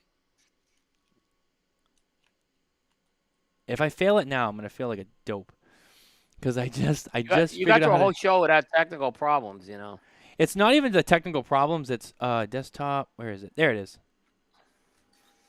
Bringing up photos on screen. I was there it is. I've just got this down. There it is right there. So if you head over to our social media and you head over to smokingtobacco.com, you sign up for our newsletter. Two lucky winners are going to win this beautiful set from Drew Estate with the backpack, spray can lighter, the hat, Sticks and Sips book, as well as 2 Undercrown 10 Toros, our 2021 cigar of the year. Those winners will be picked on next week's Smoking Tobacco show, Thursday night, 7 p.m. Eastern. We'll get those sent out to you right away. I have a few of those items: the cap, the lighter, Yep. The spray can lighter, and the book. I got those things at Barn Smoker. That Sticks and Sips book, so that's some pretty good drink recipes, and it's a nice little book. Yeah, it's a cool little book. So you guys are gonna definitely have some fun with that. Yep. So head over to our social media. You'll find the post. I'll share it. Just tag some of your friends. Head over to smokingtobacco.com. Sign up for the newsletter. While you're at it, make sure you subscribe to us. As always, like and subscribe. And that's gonna do it. Coop, anything you want to say before we sign off? We'll be, just so folks know, we are starting our PCA recaps. We have not put the videos out yet.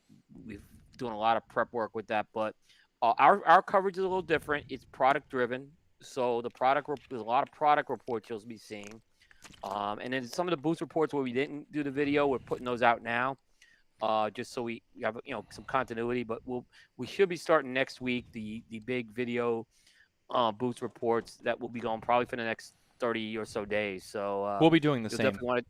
Yep. Yeah. I mean, it's too much to absorb. I think everyone in one day.